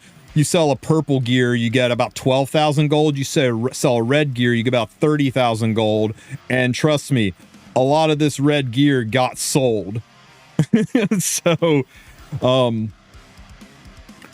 anyway, I digress. Now that you use this and you build your account, because what are you going to do? You're going to go farm. You're going to go farm Rift Banshee or Otherworldly Banshee, and then shift over to Otherworldly Cadies, and then shift over to Otherworld as A13, and then shift back to Otherworldly Wyvern. It'll take you forever to get the pieces. This lets you get the specific gear sets you need to gear up your account. And then once you have geared up your account, once you're sitting there and you're looking at your units and going, yep, everyone is pretty much built the way I want them built on the sets that I want them to be on. I'm feeling pretty good about that. Now, the job is no longer to build the units. The job is to improve the units. I've got my Elegos on his speed set. I've got my Fenris on his Destro set, but you know what? Now's the time to get Fenris a better piece of armor because this sucks. Now is the time where you can go, these are the units I'm using the most, and they're the ones that I want to focus on making better. And if Fenris is that unit, I'm going to start focusing on Rift and farming Destro until I improve him. And you can literally look at the stuff here and go, okay, Fenris, Fenris just needs better armor. Let's go start spamming otherworldly Banshee and try to get him some otherworldly gear quality or shiny red quality armor and get him some stuff. And there you go. Your Fenris is better. Now it's time to move on. All the trash Banshee gear that I didn't care about, I sold or I dog-eared for later. Now it's time to move on to I don't know, Kairon. So it's time to go farm that Banshee. Go get that counter set. Work on making him better. It lets you hyper-focus on improving. And that's the difference in my mind between the mid-game and the late game. The mid-game, you're just trying to put gear on the units. You're just trying to get a baseline of gear so you can use them. Because while a counter Landy needs good gear to be amazing, she still just needs the gear to work. And who's going to want to farm just Banshee for counter gear and ignore all the other sets that you need when you could farm Rift and really focus on the gear sets you need? And once your account's geared out, then otherworldly is where you improve it. Because let's talk about gear for a second. Now, somebody said you get more cubes from red. You do, but never cube red gear, guys. I mean, unless it's after you've rolled it a few times. Let me do one quick run here. I gotta make some space. Hang on.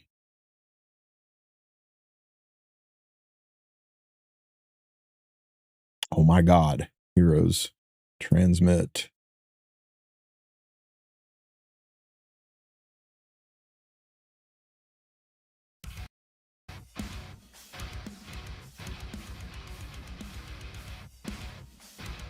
Let's bang one of these out.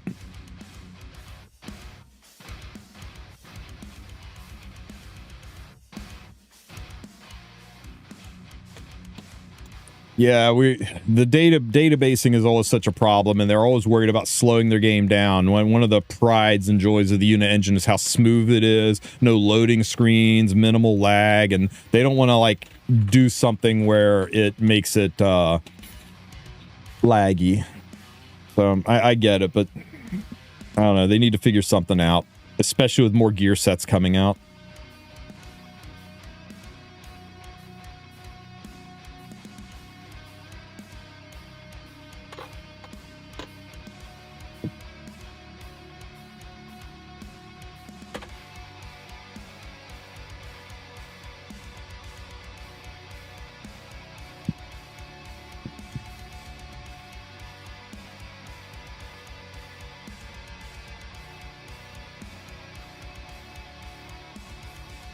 Okay, so no other worldly gear, but I mean, look at the red to purple ratio, guys. It's the opposite of Rift. 80% of our gear was red instead of 20% of our gear was red. When you go and you look at the gear, if you sell purple gear, just straight up sell it, you get 15k gold and 5 charms. If you straight up sell red gear, you get 25k gold, significantly more gold some, but you still only get 5 gear charms. You get the same amount of gear charms. So if you extract it though, if you extract, you get 9 cubes, and if you extract red gear, you get 10 cubes. It's only 1 additional cube, but 10,000 gold difference. So I always recommend, all things being equal, you extract purples, you sell reds. Like when they're trash, when you're totally never going to do anything with them, extract purples, sell reds. Now, of course, that changes drastically when you've speed checked it a little bit. You're trying to level it up a little bit.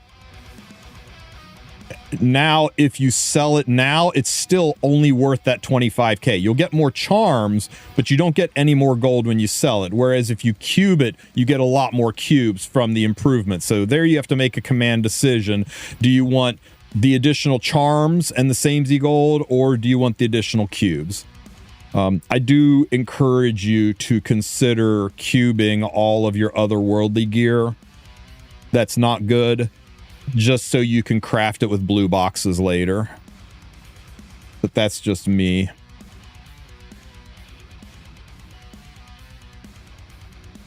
I want to have a lot of those things so that I can go to the steel workshop.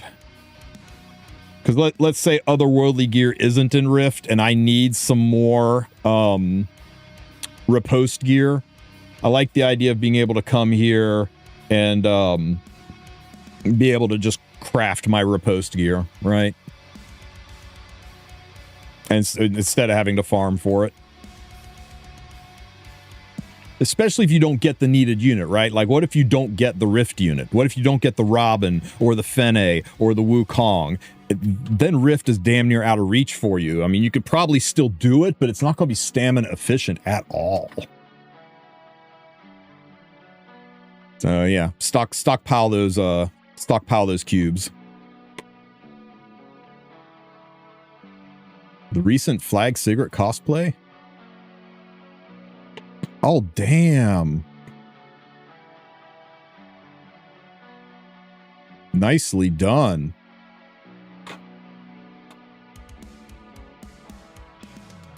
Man, she is really hot glue. Okay, there's the clear strap. I was like, how is that? Did she just staple it to her boob?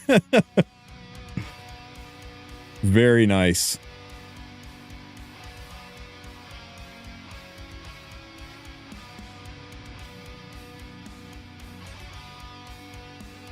Same that made the Summer Hua.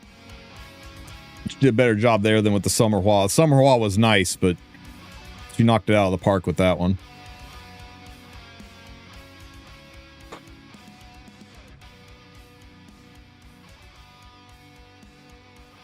All right, guys. I'm going to wrap it up here. Where's my cosplay of Closer Charles? Cosplay of Noyes. Unfortunately, I have no fursuit. Or I could cosplay Noyes for you guys. Wear the hat and everything. Where is the raid button? Ilanov makes Aravi unkillable with ML Yoha. Yeah, slapper behind boss Arunka too. Yikers. All right, guys. I will see you all next year. You go say hi to KQZ. He's looks like he's rolling up some gear and getting ready to do some Epic 7 himself. I hope you guys have a great new year. It's been a great year for Epic 7. We had a really, really rough, rocky start. I think the game was in a very bad place at the start with the closing of the North America office. Influencers leaving, everybody jumping ship for other games, sales and everything in the toilet. It was a very bad start. A lot of us felt like Epic 7 was going the wrong direction.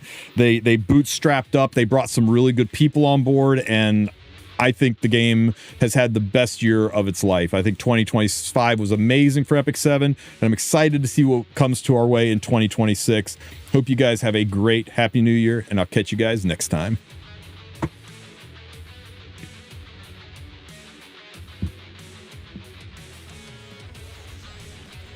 Finally